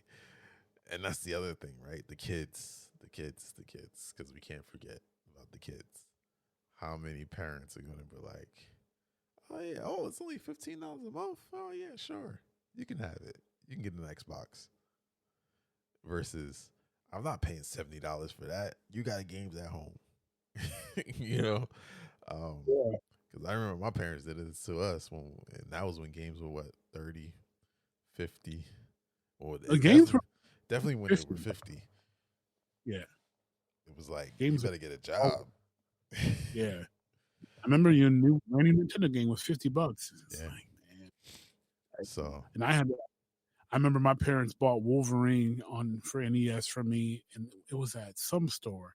It was on sale, and they were like, "You got to earn this. You got to do certain amount of work before you can get the game." And it sat there in their closet for a long time, and eventually they would go out bowling, whatever, and I would just sneak into their closet and just take the game and play it, and then put it back. And then eventually I didn't put it back, and they forgot they even had it in there. But it would, they just took a long time to be able to earn that much money because they were expensive. $50 a pop for a brand new game. That was the standard for a long time, and then it jumped to 60, and now it's going to jump to 70, and it's something else. Yeah, I think. My last word on this is I think Microsoft made a chess move. Where, and not that Sony's not playing chess as well, but this is it's a long play move. This is Sony's moving forward with their typical predictable style where Microsoft essentially just castled their king while sacrificing their queen. They're like, we know we're not going to win in this aspect. We're not going to win aggressively like Sony has. Now we have to play the long game. We've got to play defense, and we're going to play defense like this. And I think it's a smart business move. It definitely is. It definitely is. It's different. I think. Honestly, I don't think we're going to get a clear, definitive winner this generation. I think we're gonna get two consoles that are spread in two different directions and bringing in money in two different ways. Yeah, I don't think it's gonna be like. I don't think it's gonna be a clean sweep like it was with the PS4 and the Xbox One. It was not even close. The fight is over. Sony won 2-1. Now they're playing a different game. Right. It's a different game. It's not console because PS2 destroyed Xbox 360 beat 360. Beat PS3, and PS4 mollywopped Xbox One. And now we're just like, now these companies are truly headed in two different directions. And Microsoft is saying, hey, we're going to go this direction. We've lost 2 out of 3 rounds. It's very likely that if we play their game again, we're going to lose this round too. So either lose and take lumps or start playing a different game. And they look like they're going to start playing a different game. Yep. Which I think it helps both companies. Both companies keep their niche. They don't lose out. Because they're not going to be directly competing with each other. And I think Microsoft is smart enough to say, they're saying case by case for Bethesda titles in the future. But Microsoft is going to look at certain things and say, the PlayStation, let's say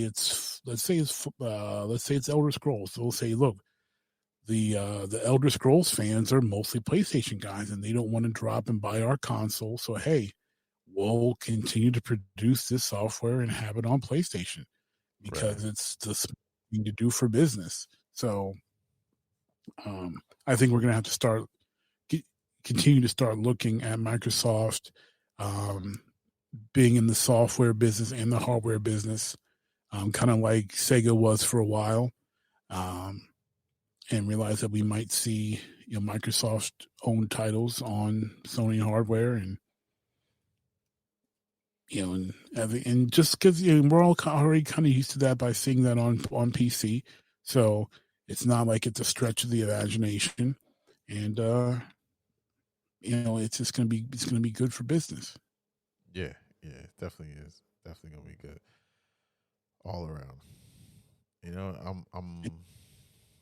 I'm looking forward to games being back in the hands of gamers and just less of this DLC, microtransactions, VC.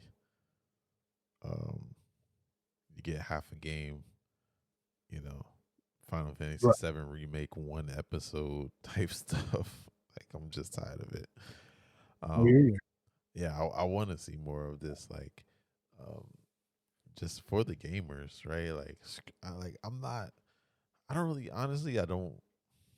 I know a lot of people. I'm probably being controversial, I guess, a little bit, but because I know a lot of people care about exclusives, but I don't. Like, I just want to play games. I don't really care if you're on Xbox. I don't care if you're on PC. I don't care if you're on PlayStation. I don't care if you're on Switch, cell phone. You just want the game to be good. Yeah, just give me a good game. Yeah, I don't care what console it's on. There's a reason why I own virtually every console. Right. I just want to play games. Exactly. And especially now, like, with cross-platforming actually becoming a thing, like, this is what we've wanted for years. True. So like, why are we the gamers pigeonholing ourselves into a specific console and demanding that of the developers and the manufacturers when it doesn't benefit us? You know what I mean? It actually hurts us. Whereas like, we should be demanding that they get rid of exclusivity deals, because it's like, yo, I want to be able to play with my friends no matter what console they're on. We should be demanding more cross-platform games and, things like that. So yeah, I mean, I'm excited to see what Microsoft's going to do with they're doing a lot already with xCloud, but I'm excited to see, even how much further that can go once they expand out to like iOS, and, maybe they even have like some standalone, like players, kind of like what the PSP was supposed to be, with some like, internet connection or even 3. Didn't the PSP, or was that the Vita? One of them had 3G, didn't it? 3D? 3G. 3G. Or they were supposed to. I think PSP was supposed to have some kind of cellular, and then they scrapped it at the last minute. I don't think not that I know of. Maybe. Not that I know of. That's a possibility. I know it didn't ever release like that. I don't know if it was ever in the plans. The only phone that I know that had connectivity didn't have any connectivity for the gaming part, and that was the wonderful Nokia N-Gage that we saw. A wonderfully horrible Nokia N-Gage and N-Gage QD, which were both just that's another topic for another time. I could go deep to the N-Gage, but that's the only one that I know that was definitely going to have connectivity to it. But I mean, obviously the PSP and the PS Vita being very cool, just having that remote play, that continued play handoff, that part was super cool. Not the most practical, but very cool. Yeah. So yeah, I mean, I'm just excited for the next generation of gaming. Especially now that I actually have a gaming PC. I've never had a gaming PC. And I always wanted one, so that it feels good to have one. It feels good to have a place of power. Yeah, especially if I could. Well, we're going to go into Oculus, but we're not going to talk about that. We already gone on long. We're not going to talk about Oculus. But I want one so bad. 3 hours in. All right, you heard it. Christmas is coming. UNIQDNA's list is out there. Oculus Rift, y'all. Let's try to make this happen. Press play. We try to make this. Try to get these Oculuses. Lights. Whatever the plural of Oculus Rift. Oculi. That sounds Oculi. like a We're trying to get Marvel villain. Oculi for Yeah, I liked it. Yes, a new Marvel villain. And you put it on, and you're like a hive mind. I like it. The oculi. We trying to get these oculi for Christmas, y'all. So our last bit is a happy Hispanic Heritage Month to all you Jeeks out there. Just going to highlight Miguel A. Nunez Jr., actor. He's been around for a hot minute. You would probably know Miguel best for his role as Juwanna Mann. He also pretty much rose to some prominence in the TV show Sparks, that also co-starred James Avery of Fresh Prince fame. So if you are not familiar with his work, I definitely recommend checking out Sparks, a very underrated sitcom. Juwanna Mann is also a underrated film, and Miguel's got a whole lot of other work that he's done, and it has some actually coming out pretty soon. But we will be highlighting Hispanic Heritage Month throughout the time frame, which is the 15th of September to the 15th of October. And that is going to do it for this episode of the original Jeek podcast. He and I, did to just bless your earballs. So I'm your host, ROCKINMRMAGIC. He is UNIQDNA. And we want to thank you for listening. And as always, we want to say we appreciate you because we could not do this alone. Not without you, Jake, supporting us and pressing play. And after you press play, please take time to rate and review the show if you haven't already on your podcasting app of choice.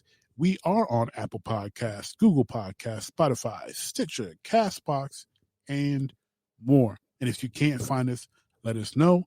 You can email us, jignation@gmail.com, or message us on Facebook, DM us on Twitter. And we will do our best to get us on your favorite option for listening to podcasts. We currently are pending. Are you ready? Ready to make an entrance, so backward cut.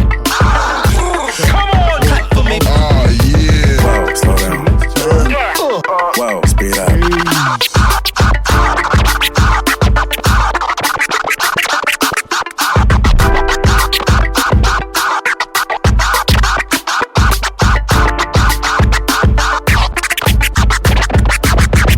This is DJ What, and you're listening to the original Jeek podcast.